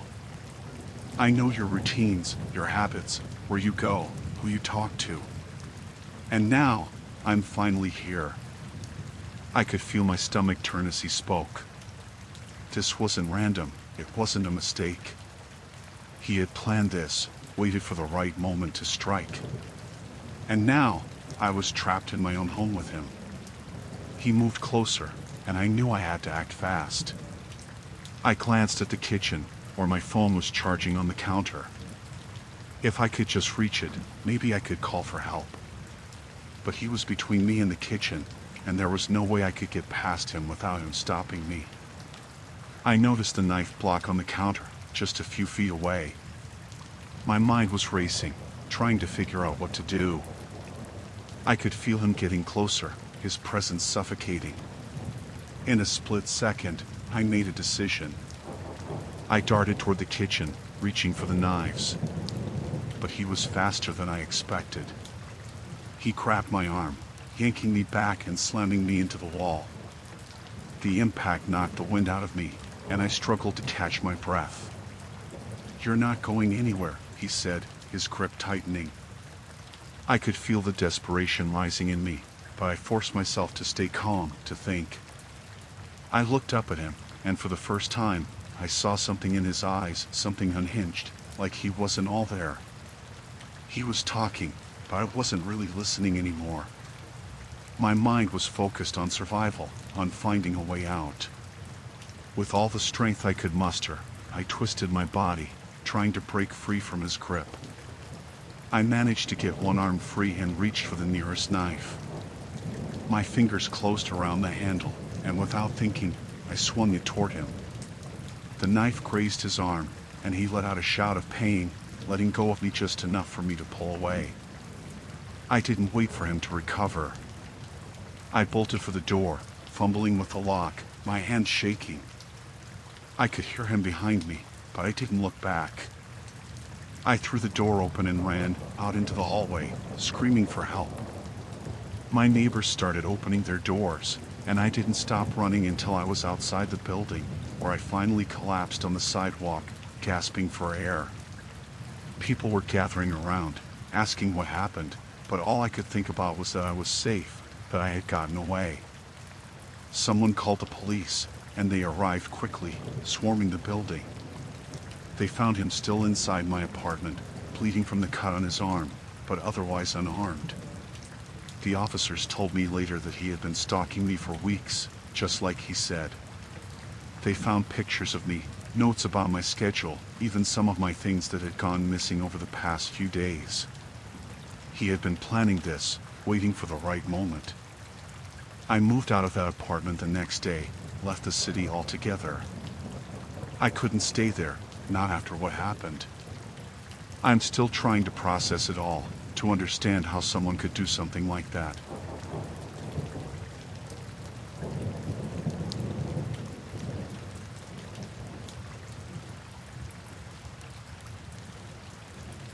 I was new in town, having just moved into a small, quiet neighborhood in Iowa. The kind of place where everyone knows everyone. My nearest neighbor was an older man named Ed, who lived alone in a big, creaky house next door. He seemed friendly enough, always waving when I passed by, so when he invited me over for dinner one evening, I figured it'd be a good way to get to know him better. I didn't have many friends yet, so I agreed. When I got to his house, it was just before sunset. The sky was painted in shades of orange and pink, and the air was cool. Ed greeted me at the door with a wide smile, and I couldn't help but feel at ease. His house smelled of something roasting in the oven, and the warmth inside was a nice break from the chilly air outside. We sat down in his dining room, which was a little too dim for my liking. The curtains were drawn, and the only light came from a single lamp on the table, casting long shadows across the room. But Ed was talking, telling stories about the town, about the people who lived there, and it helped me relax. He had a way of talking that drew you in, made you forget about everything else. Dinner was served roast beef, potatoes, and some kind of gravy. It looked good, smelled even better. As I ate, Ed kept pouring wine into my glass, insisting I drink up, enjoy myself. I noticed he wasn't drinking much himself, but I didn't think much of it. Maybe he just wasn't a heavy drinker. After a while, though, I started to feel strange. My head was buzzing, and my limbs felt heavy, like they were made of lead. I thought maybe I had too much to drink, but when I looked at my glass, it wasn't even empty. That's when I realized something wasn't right. Ed was still talking, but his voice sounded distant, muffled, like he was speaking through a thick wall. I tried to focus, to clear my head, but it only got worse. My vision started to blur, and I felt like I was sinking into the chair, unable to move. I glanced over at Ed, and that's when I noticed he was watching me closely, his smile fading into something else, something colder. His eyes were locked on me, unblinking, like he was waiting for something. I tried to stand up, but my legs wouldn't cooperate. It was like they'd forgotten how to move. I opened my mouth to say something, to ask for help, but the words wouldn't come out. My tongue felt thick, my throat dry. Ed leaned in closer, and I could feel his breath on my face.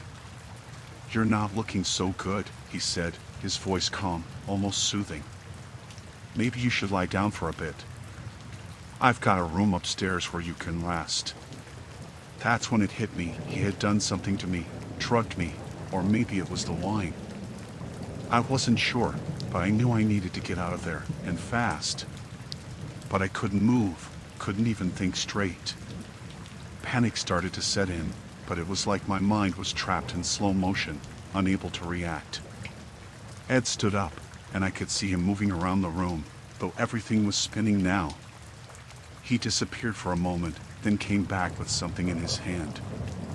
I couldn't tell what it was, but the look on his face told me everything I needed to know. I was in serious trouble.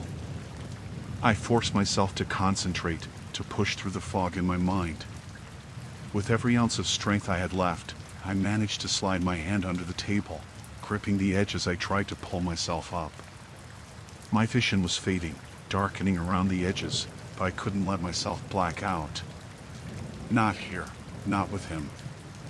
Ed must have seen me struggling because he hurried over, grabbing my arm.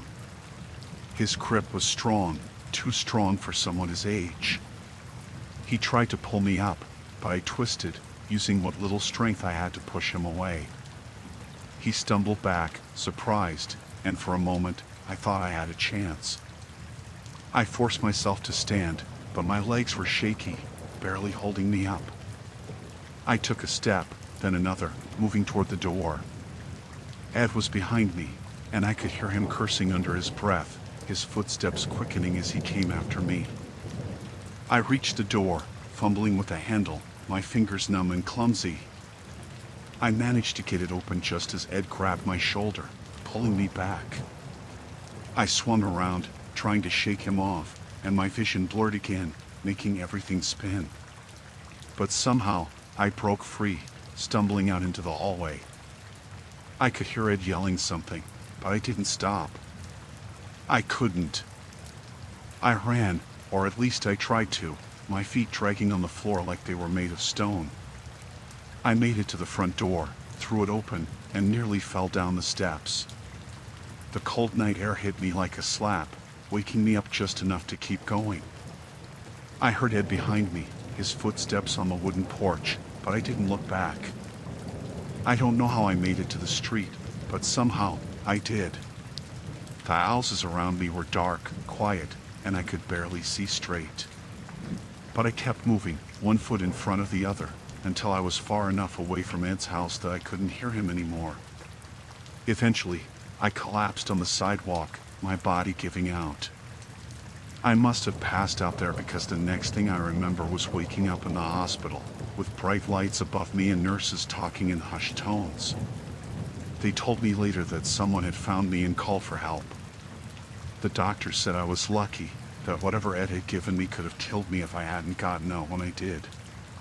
The police went to his house, but by the time they got there, he was gone. They found the dining room, the food still on the table, and some pills that he had probably put in my wine. I don't know what he planned to do if I hadn't escaped, and I try not to think about it too much.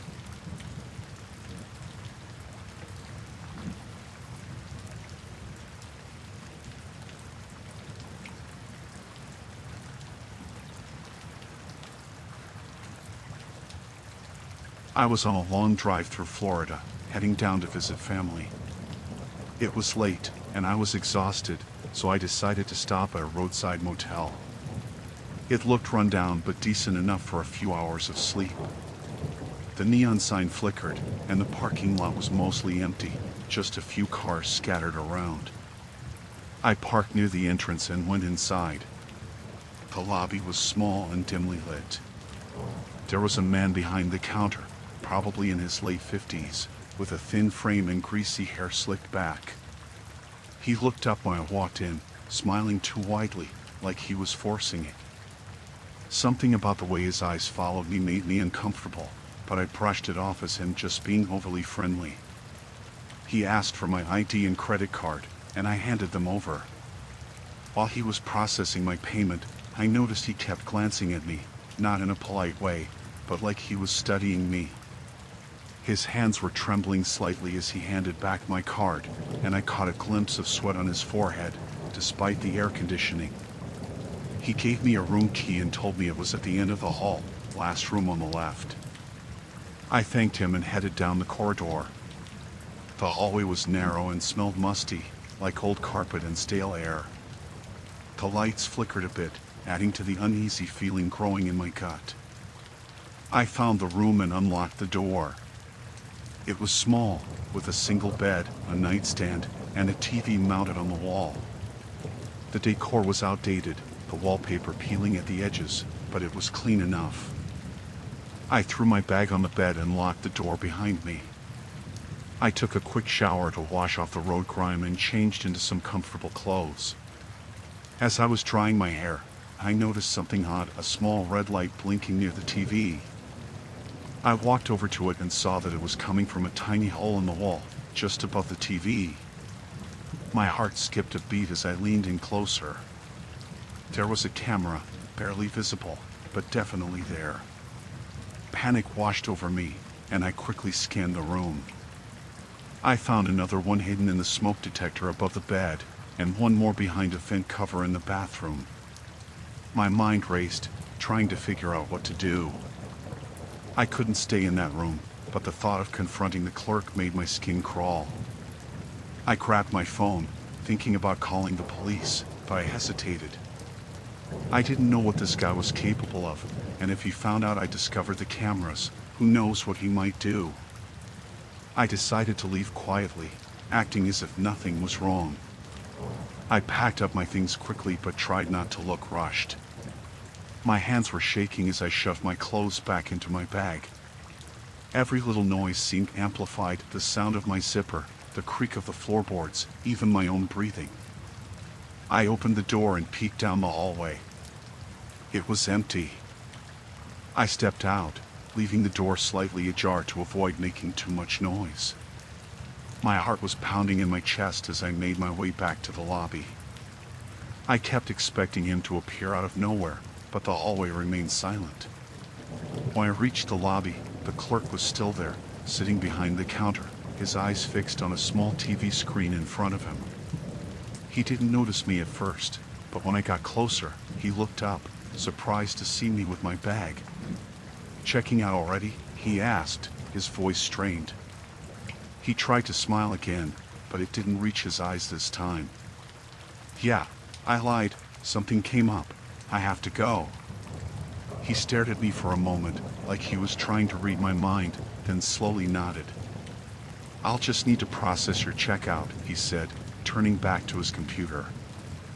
I stood there, every muscle in my body tense, waiting for him to finish. As he typed, I noticed the small TV on the counter. My stomach turned as I realized it was displaying a live feed from the cameras in the rooms. I saw my own room, the bed I had just left, the bathroom. It was all there, right in front of him. He handed me a receipt, and I forced a smile as I took it. "Thanks," I muttered, turning quickly to leave. "Drive safe," he called after me, but there was something off in his tone, like a warning. I walked as calmly as I could to my car, but the second I was outside, I sprinted. I fumbled with my keys, finally unlocking the door and jumping inside. I locked the doors, started the engine, and sped out of the parking lot. My hands were shaking so badly I could barely hold the wheel. I didn't stop driving until I was miles away from that place. I found a well-lit gas station and pulled over, trying to catch my breath. I called the police then, told them everything. They took my statement and said they'd send someone to check it out, but I never found out what happened after that. I didn't want to know. All I could think about was how many others he might have watched, how many others never realized they were being recorded. I never stayed at a roadside motel again. I don't even like driving at night anymore. Every time I pass by a place like that, I can't help but wonder what's really going on behind those closed doors.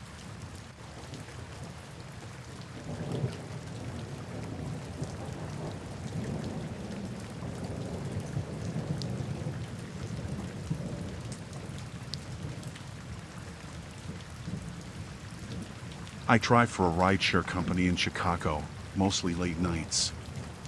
It's a way to make some extra money, and I've always felt pretty safe. That night, though, changed everything. I got the ping around 11:30 p.m. It was in a quieter part of town, but nothing unusual. I pulled up to the pickup spot, and a man was waiting on the corner. He was average looking, mid-30s maybe, wearing a dark hoodie and jeans.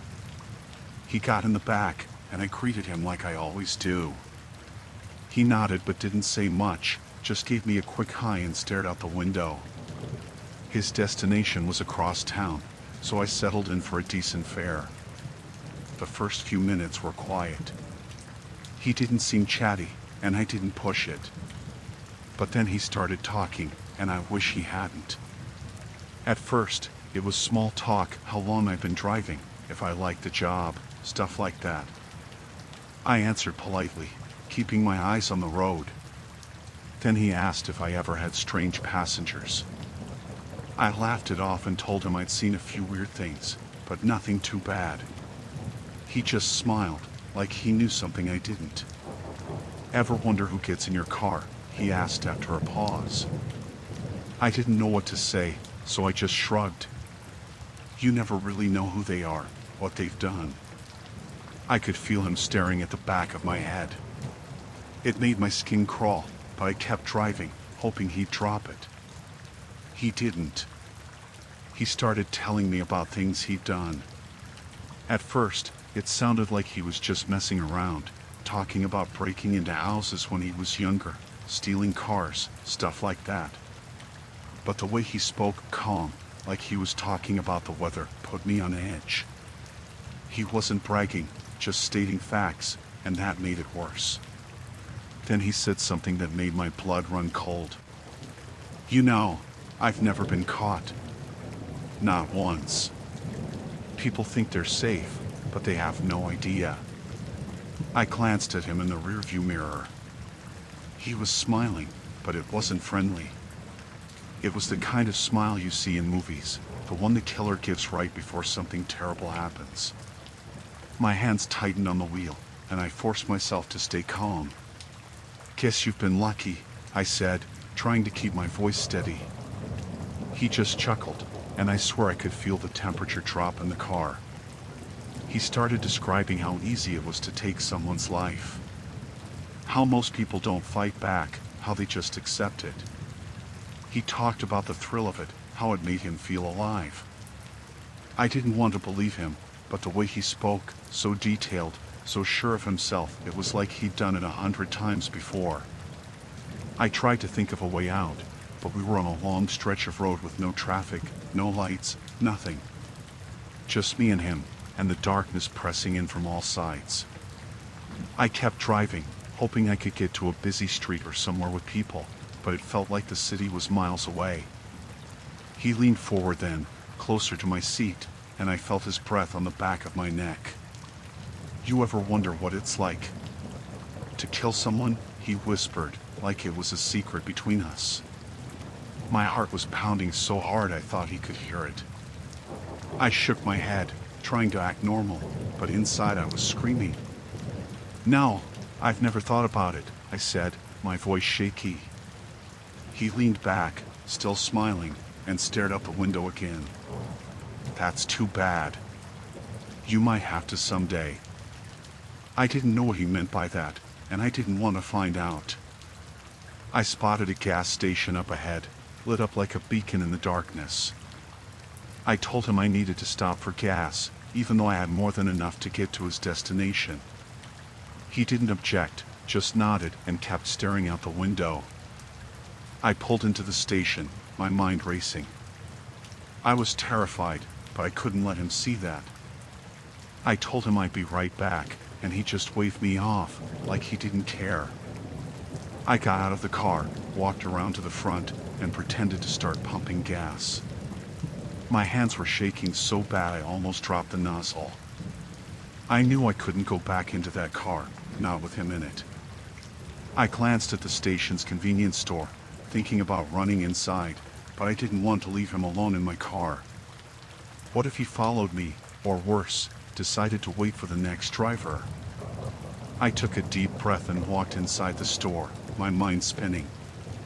The clerk looked up when I entered, and I tried to act normal, but I knew I looked terrified. I asked for the bathroom key, and he handed it to me without a word. Once inside the bathroom, I locked the door and pulled out my phone. I dialed 911, whispering to the operator that I needed help. I gave them the location, told them about the man in my car, and begged them to hurry. The few minutes I spent in that bathroom felt like hours. I kept picturing him getting out of the car, coming inside, finding me. I couldn't stop shaking, my mind running through every possible scenario, none of them good. Finally, I heard sirens. I peeked out the bathroom window and saw a police car pulling into the station. Relief washed over me, but I didn't leave the bathroom until I was sure the cops had the guy. They pulled him out of my car, cuffed him, and put him in the back of their cruiser. He didn't resist, didn't even say anything, just stared at me through the window with that same chilling smile. The police questioned me, asked what he'd said, and I told them everything. They wouldn't tell me much, just that they'd been looking for him for a while. Apparently, I'd picked up a wanted man, someone who'd been linked to multiple disappearances, but they'd never had enough evidence to arrest him.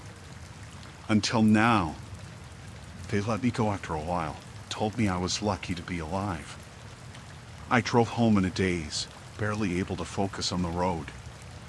I kept replaying the night over and over in my head, trying to figure out what I could have done differently, how I managed to get out of that situation alive. I stopped driving for the rideshare company after that. I couldn't do it anymore, couldn't shake the feeling that the next passenger might be just like him.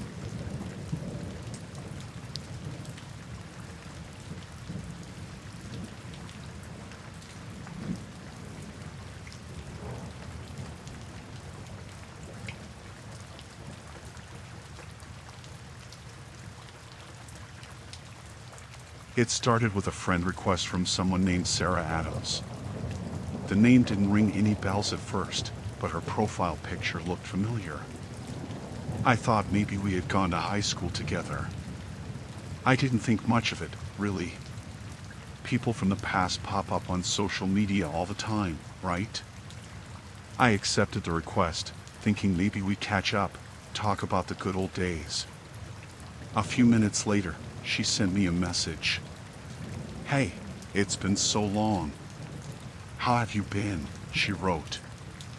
I replied, telling her I was doing fine, asking her where she's been all these years. She said she moved away after graduation and had just come back to town. The conversation seemed normal at first, just basic small talk. But then she started asking about my life now, where I was living, what I was doing for work, even what gym I went to. It felt a bit strange, but I brushed it off. Maybe she was just curious. A few days later, I got another message from her, only this time it wasn't so friendly. "You were at the gym yesterday at 6 p.m., right? I saw you." My stomach dropped. How could she know that? I hadn't mentioned my workout schedule to her or posted anything about it online. I didn't reply, hoping it was just a weird coincidence. But then the messages kept coming. "You're looking good in that red jacket you wore to the store today," she wrote another time. That's when I really started to panic. I had worn a red jacket that day, but I hadn't seen anyone who looked like her. Was she watching me? The messages got worse. She started mentioning places I'd been, times I'd gone out, even what I had for lunch one day. It was like she was following me, but I never saw her. Every time I thought I might catch a glimpse of someone watching, there was no one there. I tried to ignore it, thinking maybe it was some sick joke, but the messages became more personal, more threatening. "You look so peaceful when you're asleep," she wrote one night. That one made me feel like my heart stopped. I hadn't told anyone where I lived, let alone given her my address. How did she know where I lived? I started feeling paranoid, like I was being watched all the time. I glance over my shoulder walking to my car, check behind me in the store, even look out my windows at night. But I never saw anything, never found anyone following me. One night, I got a message that sent me over the edge. You should lock your doors better. I was inside today. I couldn't breathe. I ran to my front door, checking the lock, but it was secure. Then I checked the windows, the back door, but everything was locked up tight. But still, how could she know my address, let alone get inside? I called the police, but they didn't take it seriously. They told me it was probably someone messing with me, that there wasn't much they could do. They suggested I block her and make my profile private, but that didn't feel like enough. I blocked her, set all my social media accounts to private, but the messages didn't stop. They just started coming from different accounts. Each one had a new name, a different profile picture, but I knew it was her. The messages were the same, the details about my life too specific to be anyone else. Then one night, I heard footsteps outside my window. My heart was pounding so loud I thought I might pass out. I crept to the window, peeking out from behind the curtain, but I didn't see anything. Still, I was too scared to sleep that night. Every creak, every little noise made me jump. The next day, I found a note taped to my front door. It was just a piece of paper with one word written on it: soon. That was it. No explanation, no signature, just that one word. I wanted to scream, to cry, but I was too scared to do anything.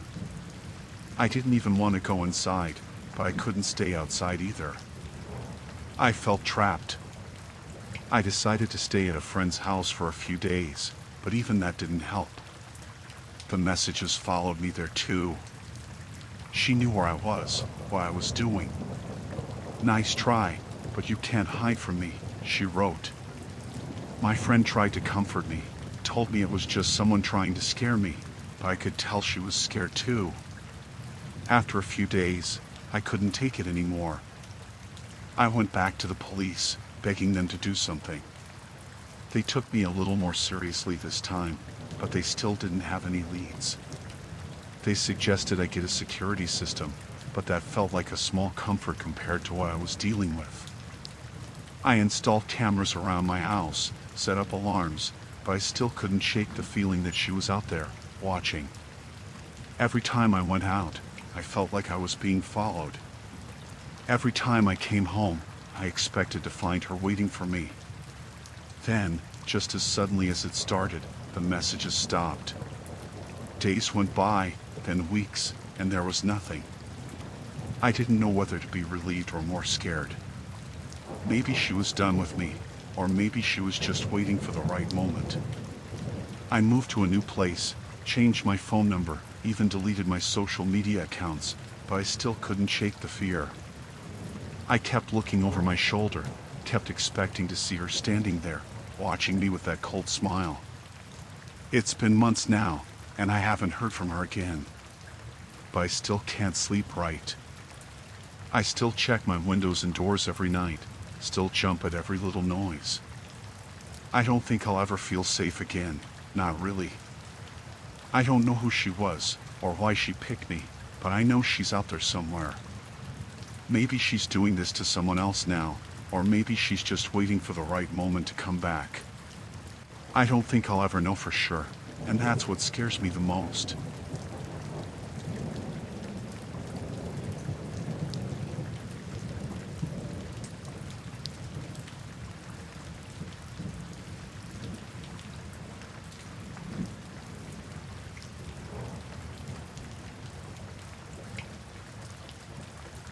I rented a small beach house on the Oregon coast, looking forward to a quiet getaway. It was one of those places tucked away from the main road, with the sound of the waves crashing in the background. The realtor mentioned it had been vacant for a while, which I didn't mind. I wanted peace, and the idea of having the house to myself was perfect. The first day went fine. I walked along the beach, had some coffee, and took in the view. The house was cozy, with old furniture and creaky wooden floors. It had that musty smell you get from places that haven't been lived in for a while, but I liked it. It felt like stepping back in time. That night, I settled into the living room with a book. I could hear the wind picking up outside, making the windows rattle a bit. The only other sound was the distant roar of the ocean. It was peaceful, just what I needed after the stress of work.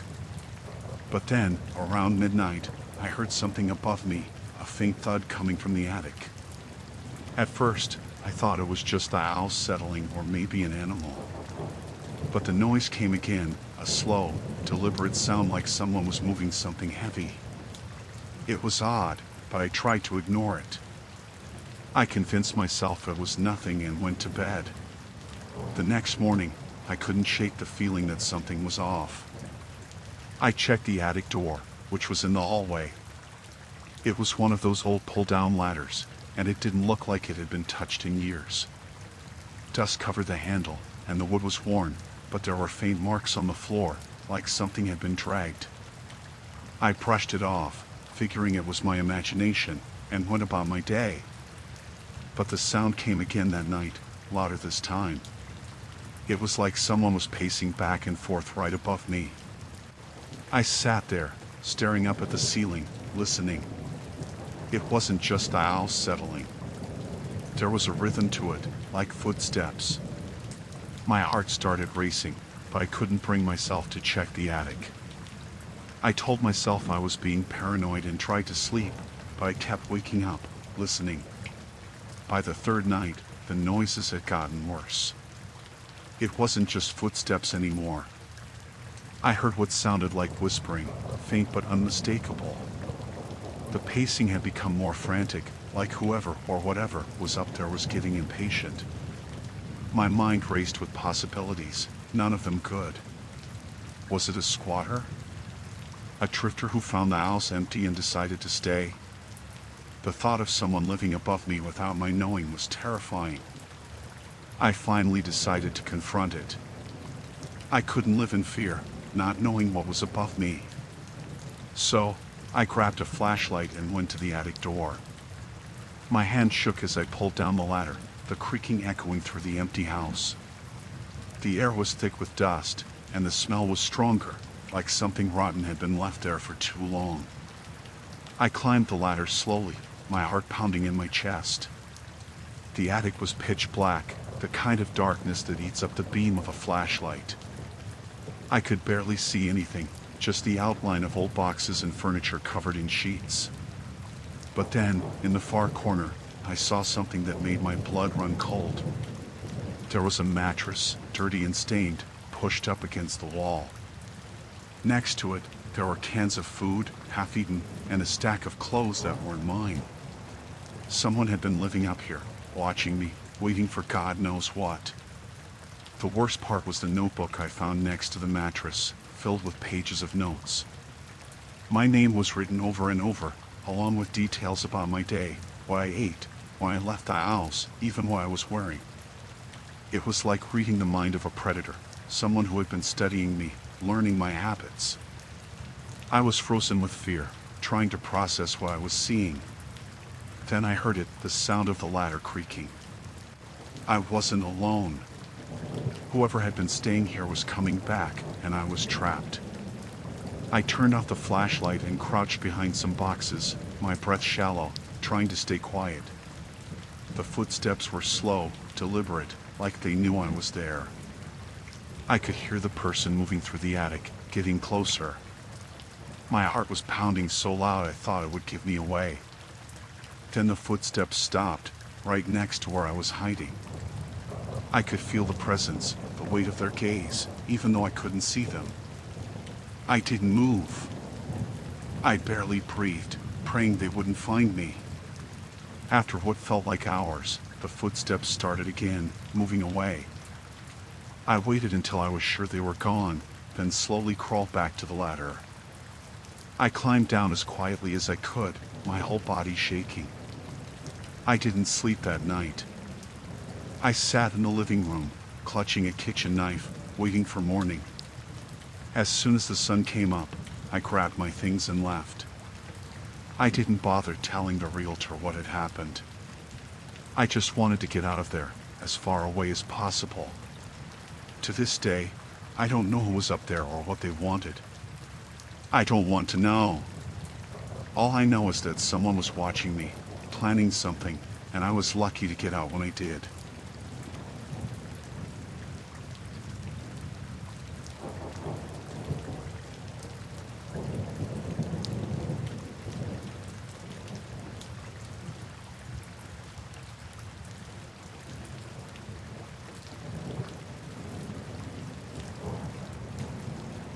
I've been going to the same gym in Los Angeles for a couple of years now.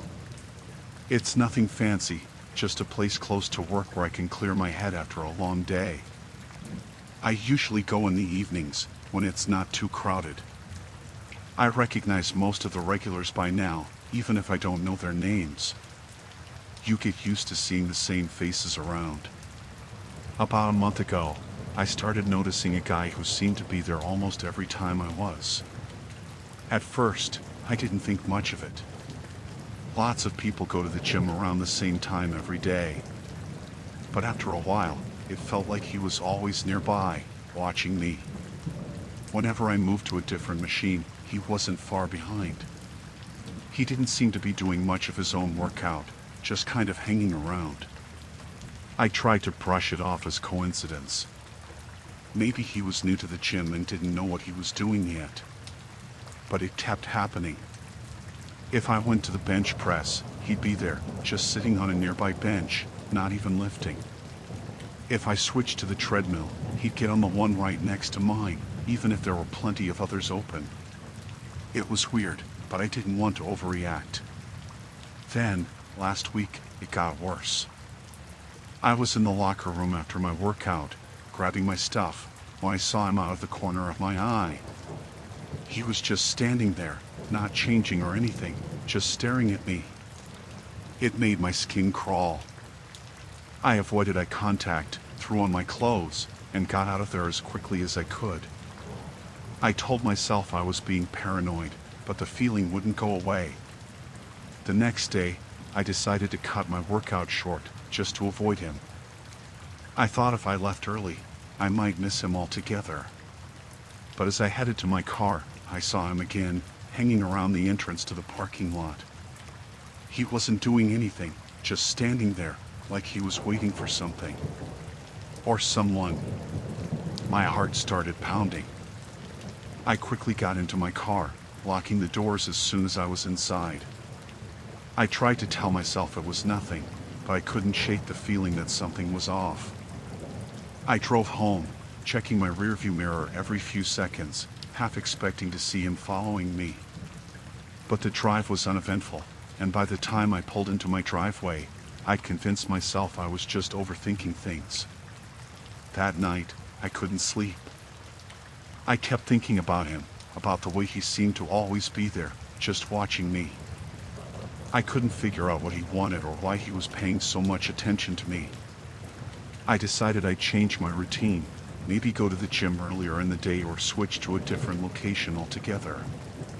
The next day, I left work early and headed to the gym, hoping he wouldn't be there.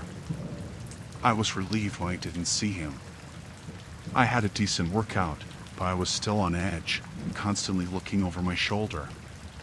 When I left, I made sure to walk quickly to my car, my keys already in hand. I scanned the parking lot, but there was no sign of him. Feeling a bit more at ease, I drove home. But as I pulled onto my street, I saw a car parked a few houses down from mine. I didn't recognize it, but it was probably just a neighbor's friend or something. I parked in my driveway, grabbed my gym bag, and headed inside. It wasn't until I was locking my front door that I noticed the car had moved.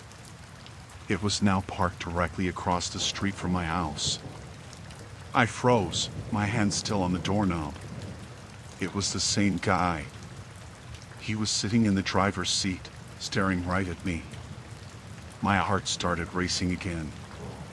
I quickly shut the door and locked it, then peeked through the blinds. He hadn't moved. He was just sitting there, like he was waiting for something. I didn't know what to do. Calling the police seemed like an overreaction, but I couldn't just ignore this anymore. I grabbed my phone, my fingers trembling as I dialed. But before I could hit call, there was a knock on the door. A slow, deliberate knock that sent chills down my spine. I didn't answer. I just stood there, staring at the door, my heart pounding in my chest. Another knock, this time louder. He knew I was home. I could hear him breathing on the other side of the door, could feel the tension building in the air. Finally, I found my voice. "What do you want?" I called out, trying to keep my voice steady. There was a pause, then his voice came through, low and unsettling. "I just want to talk," he said. I didn't respond. I backed away from the door, my mind racing. There was no way I was letting him in. I heard him try the doorknob, but thankfully, it was locked. He jiggled it for a moment, then went silent. I crept back to the window, peeking through the blinds again. He was still there, now pacing back and forth on my porch. I felt trapped. I didn't know what he wanted, but I knew it wasn't good. I thought about making a run for it, but where would I go? He'd see me leave, and who knew what he'd do then? The pacing stopped. I heard footsteps retreating down the porch steps, and for a brief moment, I thought maybe he was leaving. But then I heard a noise from the side of the house, near the kitchen window. He was trying to get in. I grabbed a kitchen knife, my hand shaking as I held it. I didn't want to use it, but I wasn't going to let him get to me without a fight. I heard the window creak, the sound of metal against metal as he tried to pry it open. I held my breath, praying it wouldn't give. Finally, the noise stopped. There was a long silence, and I dared to hope that he'd given up. But then I heard his voice again, this time right outside the window. "I know you're in there," he said, almost playfully. "Why don't you just let me in? We can talk." I didn't respond. I clutched the knife tighter, every muscle in my body tense. I could hear him breathing through the window, could feel his presence just on the other side. It was unbearable. Then, out of nowhere, there was a loud bang. I jumped, nearly dropping the knife. I couldn't tell where it came from, but it sounded close, like something had hit the side of the house. Then, another bang, this time louder. It sounded like he was trying to break the window. I couldn't take it anymore. I ran to the bedroom, locked the door, and dialed 911. My hands were shaking so badly that it took me a few tries to get the number right. When the operator answered, I could barely get the words out. I told her what was happening, gave her my address, and she said officers were on the way. The banging continued, each one sending a jolt of fear through me. I pressed myself against the bedroom door, knife still in hand, waiting. It felt like hours before I heard the sirens, though it was probably only a few minutes. The banging stopped. I heard footsteps running away, followed by the sound of car doors slamming and an engine starting. I didn't move until I heard the police pounding on my front door, calling out to me. They searched the area, but he was gone. They found the car he'd been driving a few blocks away, but it was a rental, and there was no sign of him. I gave them a description, but I knew it wouldn't be enough. He was just an ordinary guy, someone who could blend in anywhere. The police told me to stay somewhere else for the night, so I did. I couldn't stay in that house, not after what happened. I don't think I'll ever feel safe there again. I still don't know why he was so obsessed with me, why he followed me home, why he tried to get into my house. The police haven't found him yet, and every time I hear a knock on the door or a car pull up outside, my heart skips a beat.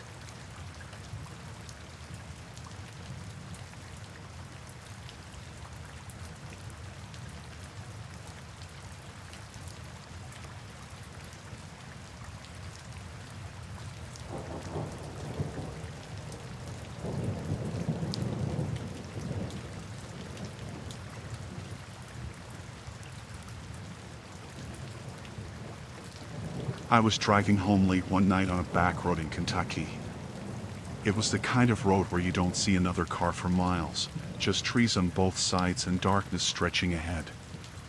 I had the radio on low, trying to keep myself awake. The road twisted and turned, and I was focused on the white lines, just trying to get home. It must have been close to midnight when I saw something up ahead.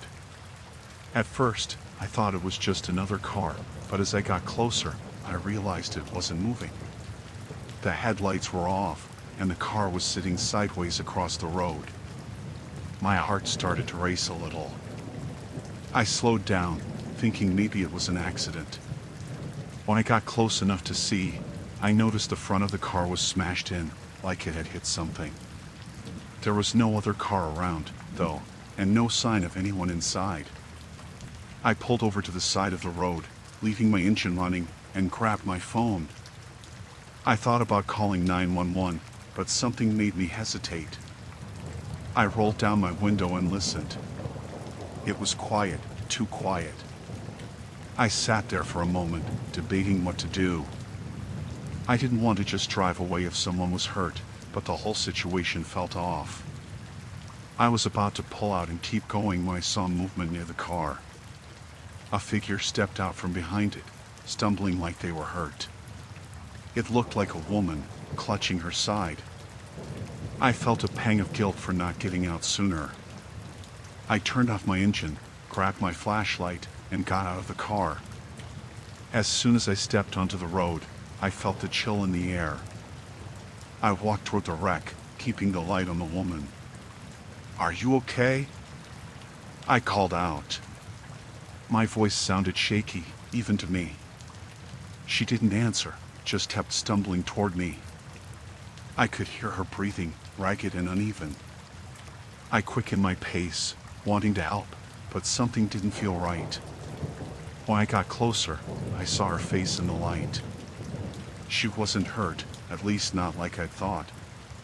Her expression was cold, almost blank, like she was just going through the motions. I stopped, suddenly unsure. That's when I noticed the others. Two men stepped out from the trees on either side of the road.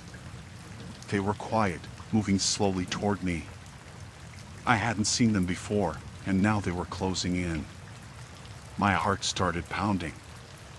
I took a step back, but the woman kept coming. The men were getting closer too, and I realized they had something in their hands. I couldn't make out what it was, but the way they held them made my blood run cold. Panic set in. I turned and bolted back to my car. I heard footsteps behind me, quickening as I ran.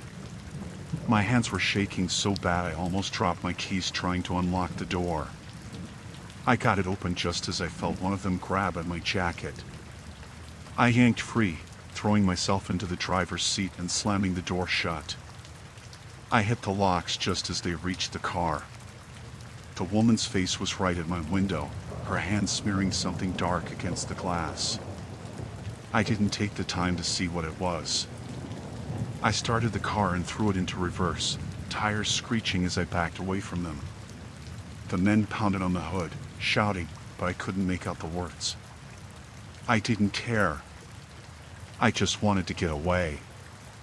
I slammed on the gas and spun the car around, the headlights catching their faces for a split second. The woman wasn't stumbling anymore. She was standing upright, watching me with those cold eyes. I sped down the road, heart racing, hands gripping the wheel so tight my knuckles hurt. I kept looking in the rearview mirror, expecting to see them following me, but there was nothing. Just darkness. I didn't stop driving until I reached a gas station about 10 miles down the road. I pulled in, parked under the bright lights, and just sat there, trying to catch my breath. My hands were still shaking, and I could feel my heart pounding in my chest. After a while, I finally called 911. I told them about the accident, about the people who tried to grab me. The dispatcher sounded calm, said they'd send someone to check it out. But I could tell she didn't understand, didn't get how close I'd come to something terrible.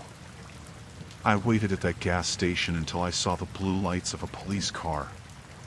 The officer took my statement, asked a lot of questions, but I could tell he didn't believe me either.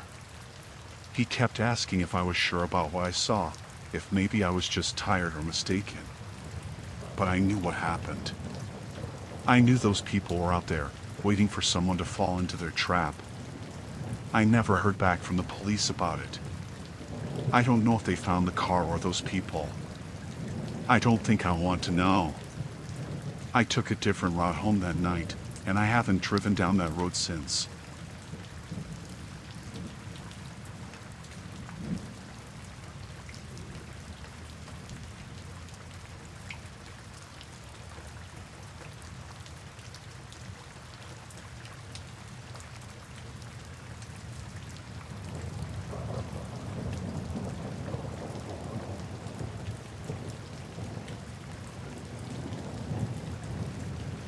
I checked into the hotel late in the afternoon.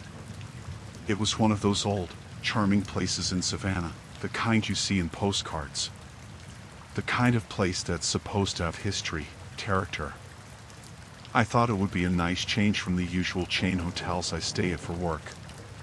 The lobby had this grand staircase, and the rooms had those old-style keys, not the plastic cards. I liked that. Made it feel special. My room was on the second floor, right next to the stairs. It was small but nice, with a big window overlooking the street. The bed had a canopy, and the furniture looked like it was from another century. It was quiet, too, which I liked. The only other room nearby was next door, 207, and it seemed empty when I got there. Later that evening, I went out to grab dinner at a nearby restaurant. When I got back, I noticed the door to 207 was slightly open. I didn't think much of it. Maybe someone had checked in while I was out. But as I walked past, I glanced inside. The lights were on, but the room was empty. No bags, no signs of anyone. Just an open door. I went to my room and tried to forget about it. I unpacked, watched some TV, and eventually went to bed. But around midnight, I heard something. It was faint at first, like someone talking. I got up and listened at the wall. It was coming from 207. I couldn't make out the words, but it sounded like a woman's voice, talking low and fast, like she was scared or upset. I thought about knocking on the door, but I didn't want to intrude. I figured it wasn't my business. I tried to go back to sleep, but I kept hearing that voice. After a while, I couldn't take it anymore. I got up, grabbed my key, and stepped into the hallway. When I got to 207, the door was closed again. I stood there for a second, listening. The voice had stopped, but I could still feel something off. I knocked lightly, just to check. There was no answer. I knocked again, a little louder this time. Still nothing. I started to walk away, but then I heard something, a thump, like something heavy falling. I froze. My hand was on the door handle before I realized what I was doing. I hesitated, then turned it slowly. The door wasn't locked. I pushed it open, just a crack. The room was dark now, the lights off. I could barely see anything, just the outline of the furniture. I stepped inside, my heart pounding. I called out, softly, "Hello?" No response. I took another step, then stopped. Something didn't feel right. The air was thick, heavy, like there was someone else in the room. I could hear my own breathing, loud and ragged. I reached for the light switch on the wall, but before I could flip it, I heard footsteps behind me. I spun around, expecting to see someone, but there was no one there. Just the open door and the dark hallway beyond. My mind was racing. I was sure I had heard someone. I wasn't imagining it. I backed out of the room, my hand shaking as I closed the door behind me. I hurried back to my room, locked the door, and sat on the bed, trying to calm down. I couldn't shake the feeling that something was wrong. I considered calling the front desk, but what would I say? I heard a noise. The door was open. It all sounded so stupid in my head. I eventually fell asleep, but it wasn't restful.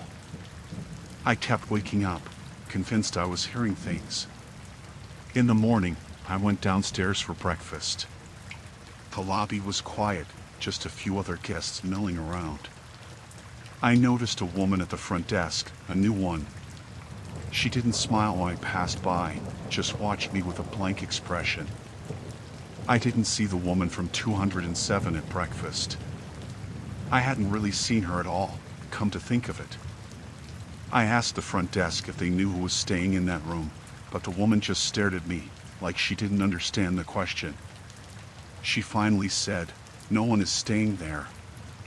I blinked, confused. I explained that I had heard someone in the room last night, that the door had been open. But she just shook her head. "You must be mistaken, sir. That room has been vacant for weeks." I didn't know what to say. I thanked her and went back to my room to pack. I couldn't stop thinking about it. If no one was in that room, then who had I heard? Who was talking, and why was the door open? I decided to do something stupid. I went back upstairs and knocked on the door of 207. Just once, to see if anyone answered. To my surprise, the door opened just a crack, like it had been waiting for me. I pushed it open, and the room was exactly as it had been last night, dark, empty, cold. But something was different this time. There was a smell, faint but unmistakable, like bleach and something metallic. I stepped inside, my stomach turning. The bed was made, the furniture was in place, but there was something on the floor near the window, a dark stain, barely visible in the dim light. I knelt down, my heart racing, and touched it. It was sticky, fresh. Blood. I stood up quickly, my head spinning. I had to get out of there. As I turned to leave, I noticed something else. The closet door was ajar, and there was a bag inside, partly hidden by the hanging clothes. I pulled it out and unzipped it. Inside were clothes, a wallet, and a phone. All women's things. My mind was racing. I had to go to the police, tell them what I had found. But as I grabbed the bag, I heard footsteps in the hallway. Heavy, deliberate. They stopped right outside the door. I held my breath, my hand still clutching the bag. The doorknob turned slowly, and the door creaked open. Standing in the doorway was the woman from the front desk. She was holding something in her hand, a key, and her expression was cold, calculated. Behind her, I saw two men in hotel uniforms, their faces blank, like they were waiting for something. Before I could react, the woman stepped inside, the men following close behind. They didn't say anything, just stared at me with those empty eyes. I backed up until I hit the wall, my heart pounding in my chest. I was trapped.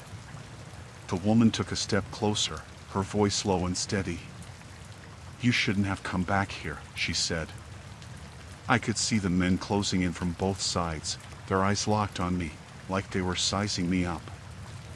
I had one chance, and I took it. I threw the bag at the woman and bolted for the door. I shoved past the men, knocking one of them off balance, and sprinted down the hallway. I didn't look back. I didn't stop running until I was outside, the sunlight blinding me as I burst out of the front doors. I jumped in my car, started it up, and sped away, my heart racing. I didn't stop until I was miles away, my hands shaking so bad I could barely hold the wheel. I pulled over on the side of the road and just sat there, trying to catch my breath. I never went back to that hotel. I never reported what I saw. I couldn't bring myself to do it. I just wanted to forget. but I can't. I keep thinking about that woman in 207, the bag with her things, and the people who were waiting for me. I know I was lucky to get out alive, but I can't help but wonder what happened to the others, the ones who didn't. The ones who never left that hotel.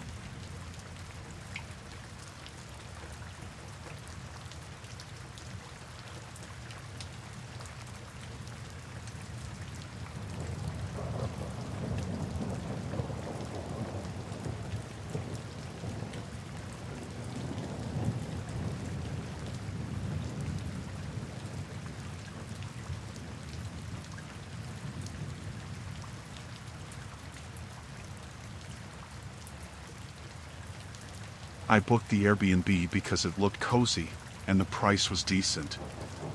It was in a quiet part of New Mexico, far from any big cities, which was exactly what I needed.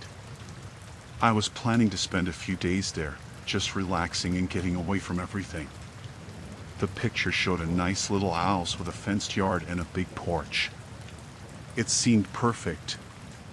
When I arrived, everything looked just like the photos. The house was small but neat, with a rustic feel to it. The key was in the lockbox, just like the owner had said. I let myself in and walked around, checking out the place. The living room had a big couch and a TV, and the kitchen was fully stocked. The bedroom had a comfortable-looking bed with clean sheets. Everything seemed fine, normal. That first day was uneventful. I unpacked, made myself some dinner, and spent the evening watching TV. It was peaceful, and I was starting to feel like this trip was exactly what I needed. I went to bed early, looking forward to a good night's sleep. But that night, I heard something. It was a faint noise, like a door creaking. I sat up in bed, listening. It was quiet again, so I figured it was just the house settling. Old houses make noises, right? I tried to ignore it and go back to sleep, but I couldn't shake the feeling that something was off. The next morning, I went out to explore the area. There were some hiking trails nearby, and I spent most of the day outside. When I got back, everything seemed normal at first. But then I noticed something strange. A couple of my things weren't where I left them. My toothbrush was on the counter instead of in the drawer, and my suitcase was slightly open. I knew I hadn't left them like that. I started to feel uneasy. I checked the doors and windows, but they were all locked. I tried to convince myself that maybe I was just being forgetful, that I had left things out without realizing it. But deep down, I knew something wasn't right. That night, the noises were louder. It sounded like footsteps, slow and deliberate. I got out of bed and crept to the door, my heart pounding. I listened, holding my breath. The sounds were coming from the living room. I grabbed my phone and turned on the flashlight, slowly opening the door. The living room was empty. Everything was in place, nothing seemed disturbed. But the back door was unlocked. I knew for a fact that I had locked it before going to bed. I felt a chill run down my spine. Someone had been in the house. I checked all the rooms, but there was no one there. The next day, I decided to leave, but then I thought maybe I was overreacting. I didn't want to ruin my trip over something that could be my imagination. So, I stayed, but I was on edge the whole time. That night, I decided to stay up and see if I could catch whoever was coming into the house. I turned off all the lights and waited in the dark, sitting in the living room with a kitchen knife in my hand. I felt ridiculous, but I couldn't shake the feeling that something was really wrong. Around midnight, I heard the noise again, the same creaking sound. My heart was pounding so hard I could barely breathe. I sat there, frozen, listening as the footsteps came closer. Then, they stopped. I held my breath, straining to hear anything. Suddenly, I noticed a small red light blinking from behind the bookshelf. I slowly walked over, trying not to make a sound. I moved a couple of books aside and found a small camera hidden in the corner, pointing right at the couch where I had been sitting. Panic set in. I quickly searched the room and found another camera hidden near the TV. My mind was racing. How long had they been watching me? I grabbed my phone and started to dial 911, but then I stopped. What if whoever was doing this was nearby? What if they were waiting for me to make a move? I decided to leave right then. I grabbed my bag and bolted out the front door, not bothering to lock it behind me. As I ran to my car, I noticed something that made my blood run cold. There was a van parked down the street that I hadn't seen before, and as I got closer, I saw that there was someone sitting in the driver's seat, watching me. I didn't look back. I jumped in my car, started it, and sped off, my heart pounding. I drove straight to the nearest motel, not stopping until I was miles away. When I finally felt safe enough to stop, I pulled into the parking lot and called the police. They took my statement and said they would send someone to check out the house, but I never went back. I didn't want to know what they found. The whole experience left me shaken, paranoid. For weeks after, I couldn't shake the feeling that I was being watched, that someone was following me. I'll never know what the owner's intentions were or what could have happened if I had stayed. But one thing is for sure, I'll never trust those charming little places again. Some things are better left unknown.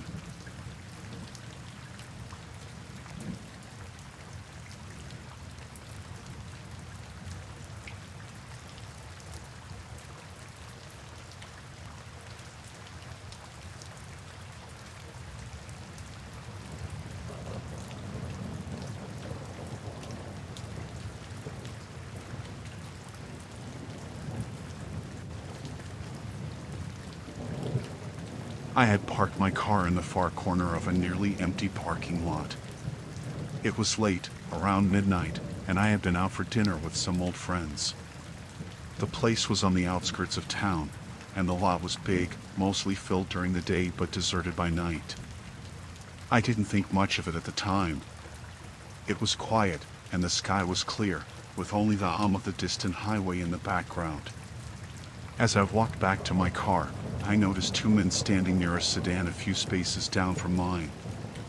They were chatting, leaning against the car like they were waiting for someone. I didn't pay them much attention at first. But as I got closer, I noticed they weren't really talking to each other. They were watching me. I kept walking, trying to act normal. My car was in sight, just a few more steps. But one of the men, a tall guy with a baseball cap, called out to me. "Hey, buddy. Got a minute?" His voice was friendly enough, but something felt off.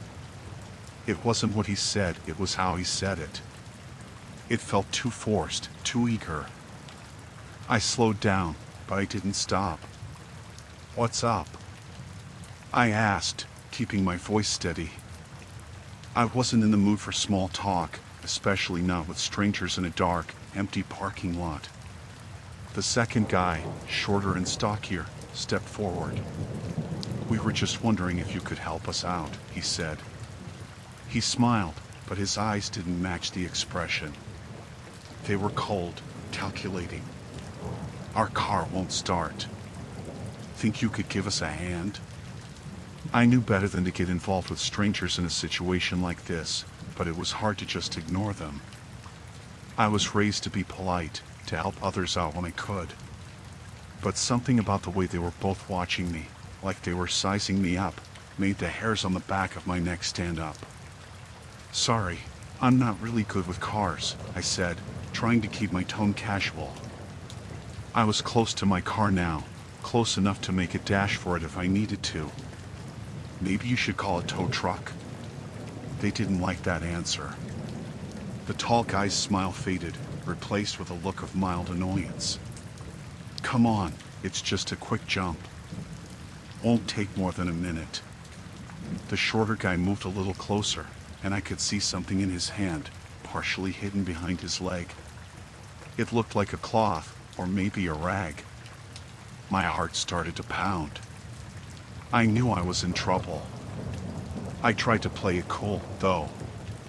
Sorry, man, I really can't help. I gotta get home. I turned to unlock my car, but the tall guy suddenly grabbed my arm. His grip was strong, too strong. Come on, don't be like that, he said, his voice hardening. The friendly act was gone. I yanked my arm back, but he held on. Panic surged through me. I twisted and managed to pull free, but the other guy was already moving toward me, that cloth now clearly visible in his hand. I backed away, my mind racing. They weren't just trying to get help with their car. This was something else, something much worse. I said no. I shouted, louder than I intended. My voice echoed across the empty lot. I turned and bolted toward my car. My hands were shaking so bad that I fumbled with the keys. I could hear them behind me, their footsteps quickening. I finally got the key in the lock, swung the door open, and threw myself inside, slamming the door shut just as the taller guy reached me. He banged on the window, hard, his face twisted in anger. The shorter guy was right behind him, yanking at the door handle, which thankfully was locked. I didn't wait to see what they would do next. I jammed the key into the ignition, my heart in my throat, and turned it. The engine roared to life, and I slammed the car into reverse, flooring it. They jumped back as my car shot out of the parking space. I spun the wheel, tires screeching, and tore out of the lot as fast as I could. My hands were white-knuckled on the steering wheel, my eyes flicking between the road and the rearview mirror. I could see them standing there, watching me speed away, their faces lit by my taillights. They didn't chase me, but that didn't stop the fear from gnawing at my gut. I didn't slow down until I was back on the main road, the lights of the town coming into view. My heart was still pounding, my skin clammy with sweat. I kept driving, not stopping until I was far from the parking lot, far from those men. I never found out who they were or what they wanted, but I didn't need to. I knew that whatever their plans were, they weren't good. I've never gone back to that part of town at night, and I never will. There are some things that just aren't worth risking, and your life is one of them.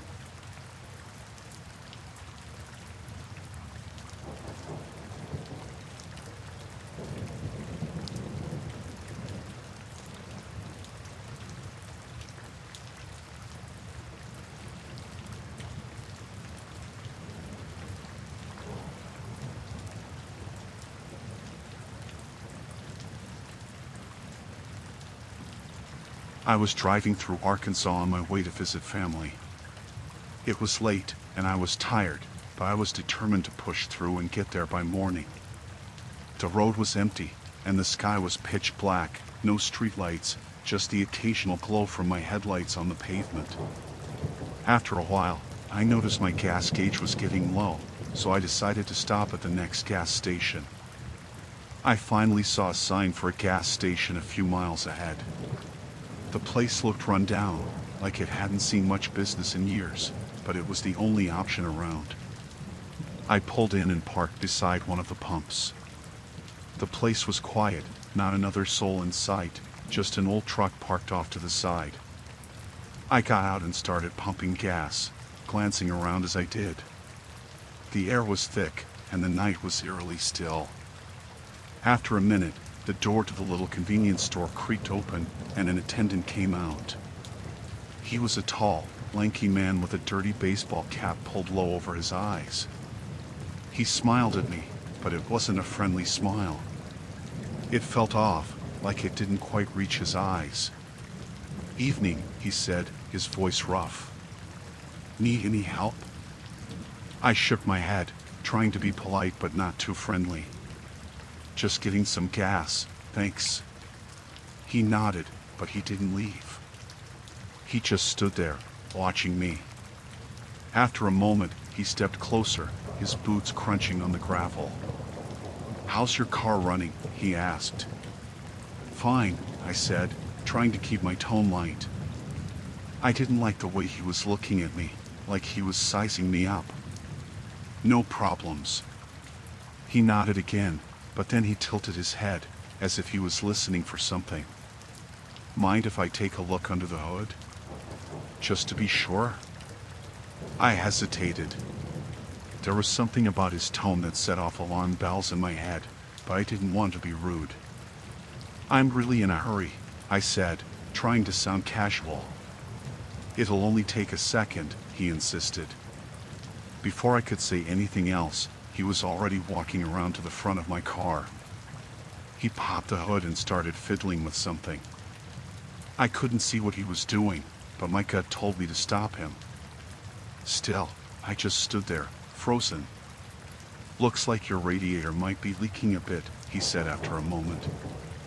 I'll tighten it up for you. I didn't know much about cars, so I just nodded, hoping he'd finish quickly. After a few more seconds, he slammed the hood shut and wiped his hands on a rag hanging from his pocket. There, all set, he said, giving me that strange smile again. Should be good to go. I mumbled a thank you, paid for my gas, and got back in the car as quickly as I could. The whole encounter left me feeling uneasy, but I told myself I was just being paranoid. I started the car and pulled out of the station, glancing in the rearview mirror as I did. The attendant was still standing there, watching me leave.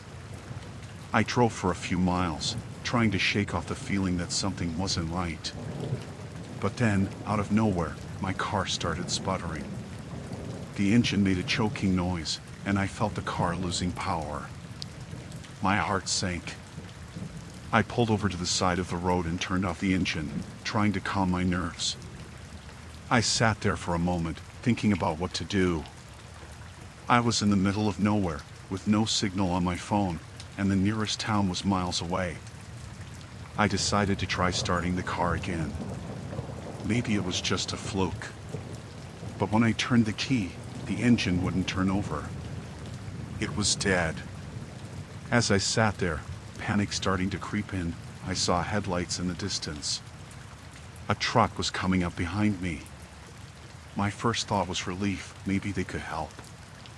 But as the truck got closer, I realized it was the same old truck that had been parked at the gas station. The truck slowed down as it approached, and then it stopped right behind my car.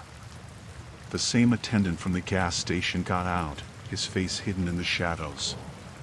He walked up to my window, and I rolled it down just a crack, enough to talk but not enough for him to reach in. "Car trouble?" he asked, his tone way too casual. I nodded, my heart pounding in my chest.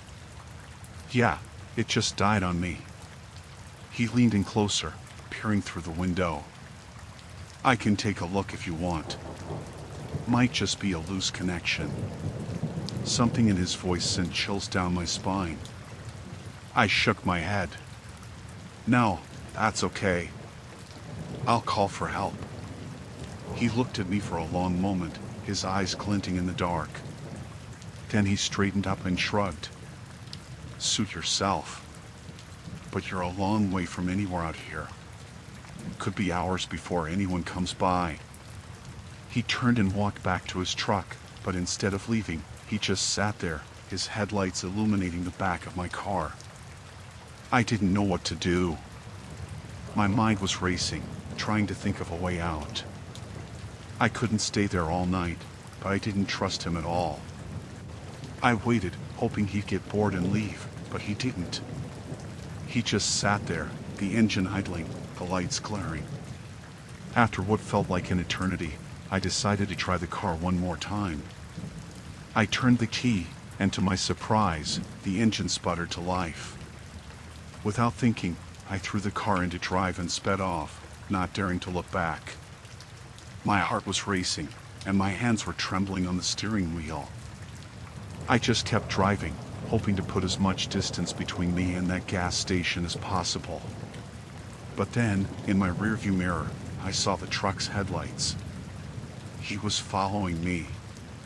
Panic surged through me, and I pressed down harder on the gas, but my car wasn't handling well. It felt sluggish, like something was holding it back. I knew he had done something to it when he was under the hood. The road ahead was dark, with no other cars in sight. I could see the truck getting closer, the headlights growing brighter in my mirror. I needed to get away, but I didn't know how. There was no one around, no one to help.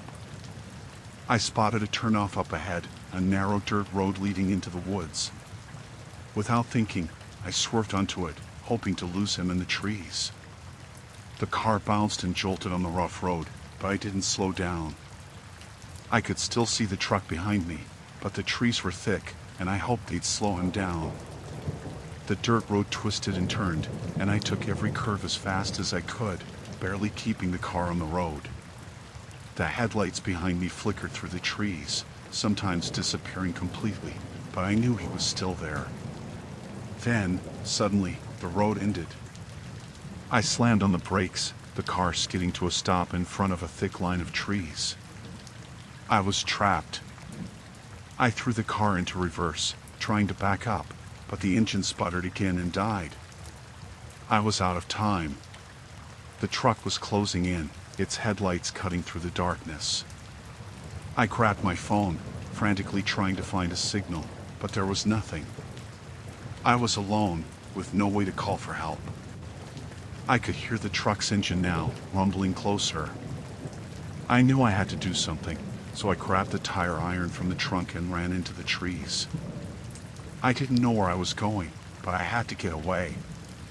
The woods were thick, and I stumbled over roots and branches as I ran. I could hear him behind me, crashing through the underbrush, getting closer. My heart was pounding, and I was gasping for breath, but I kept running. I could see a faint light up ahead, maybe a clearing or a road, but I wasn't sure. Then I heard him, just a few yards behind me. "You can't run forever," he shouted, his voice echoing through the trees.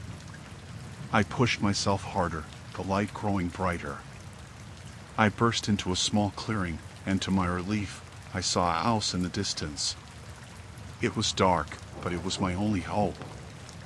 I ran toward it, praying someone was home.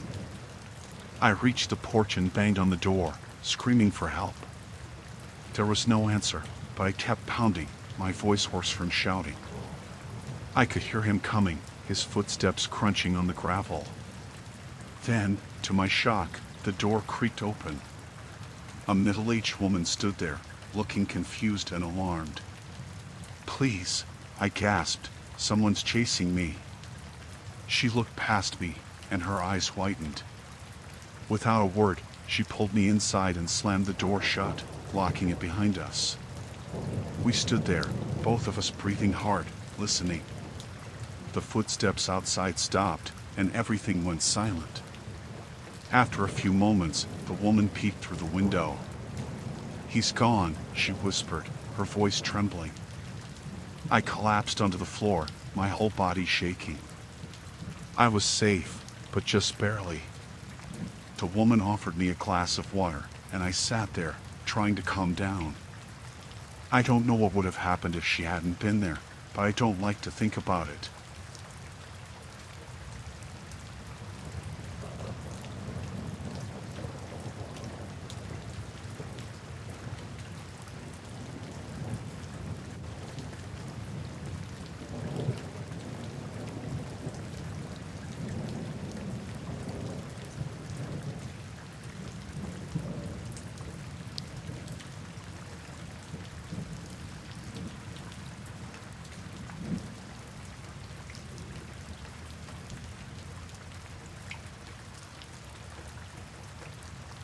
I was on a hiking trip in Washington, trying to clear my head after a rough few weeks at work.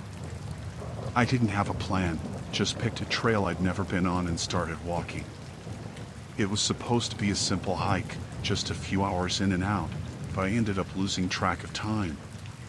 The sun was starting to set, and I realized I needed to head back to my car before it got too dark. I decided to take a shortcut through a smaller, less traveled trail I noticed on the way in. It wasn't on the map, but it seemed like it would shave off some time, and I was in a hurry. The trail was narrow, winding through dense trees that blocked out most of the remaining light. The deeper I went, the more uneasy I felt, but I kept telling myself it was just nerves. It was getting late, and I was alone in the woods. About 10 minutes into the shortcut, I heard voices ahead.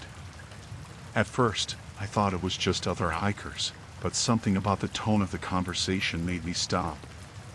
The voices were low, urgent, almost like they were arguing.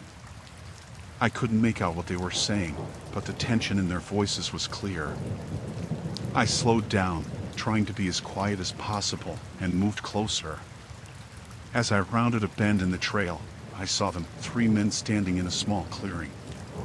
They didn't look like hikers. They were dressed in dark clothes, and one of them had a large duffel bag at his feet. The others were holding shovels, and the ground in front of them was freshly dug up. My heart started pounding in my chest. I must have stepped on a twig or something because one of them suddenly looked up in my direction. I froze, hoping the shadows would hide me, but it was too late. He saw me. His expression changed from surprise to something darker, more dangerous. He said something to the others, and they all turned to look at me. I didn't wait to see what they would do. I turned and started walking back the way I came, trying to stay calm. But I could hear them behind me, their footsteps quickening. They were following me. I picked up my pace, my mind racing with thoughts of what I had just seen. I didn't know what they were doing out there, but it wasn't good, and I knew I wasn't supposed to see it. The trail seemed narrower now, more overgrown. The branches scratched at my arms and face as I hurried through the trees. I could still hear them behind me, getting closer. My heart was pounding in my ears, and I knew I had to get out of there before they caught up. I started running, not caring about the noise anymore. My breath was coming in short, panicked gasps, and my legs were burning from the effort, but I didn't stop. I could hear them running too, crashing through the underbrush, yelling at each other. They were angry, desperate. They didn't want me getting away. I spotted a fork in the trail up ahead, one path leading back to the main trail and the other deeper into the woods. I hesitated for just a second before veering off onto the main trail. I hoped it would lead me back to my car, but I wasn't sure. The trees were thicker here, and the trail was barely visible. I kept running, pushing myself harder than I ever had before. The men were still behind me, but they seemed to be falling back a bit. I wasn't sure if they were losing me or if they were just toying with me, letting me tire myself out before they caught up. The thought terrified me, and I pushed myself even harder. The trail started to slope downward, and I had to slow down to keep from tripping. The ground was uneven, covered in roots and rocks. My foot caught on something, and I went down hard, my knee slamming into the dirt. Pain shot through my leg, and for a moment, I couldn't move. I could hear them getting closer, their footsteps crunching on the gravel. I forced myself up, ignoring the pain, and started limping down the trail. My knee throbbed with every step, but I couldn't stop. I couldn't let them catch me. The trees were thinning out, and I could see the faint glow of the setting sun through the branches. I was close to the edge of the forest, but I wasn't safe yet. I glanced over my shoulder and saw one of them just a few yards behind me. His face was twisted in anger, his eyes locked on me. He wasn't going to let me go. I pushed myself harder, running as fast as I could with my injured leg. The pain was intense, but adrenaline kept me going. I burst out of the trees and onto a dirt road.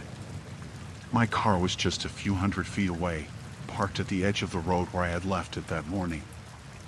I could see the trailhead sign up ahead. I was almost there. I could hear the man behind me, his footsteps pounding on the dirt. He was so close, I could feel his breath on my neck. I reached my car, fumbling for my keys as I yanked the door open. I threw myself inside, slammed the door, and locked it just as he reached the window. He pounded on the glass, his face twisted with rage. I jammed the key into the ignition and turned it, the engine roaring to life. I didn't even look back as I slammed the car into gear and tore down the road, leaving the man standing there, his figure growing smaller in my rearview mirror. I didn't stop driving until I was miles away, the sun fully set behind the mountains. My hands were shaking, and my knee was throbbing, but I didn't care. I was safe. I didn't know what I had stumbled upon out there in the woods, and I didn't want to know. All I knew was that I had gotten out alive, and that was all that mattered.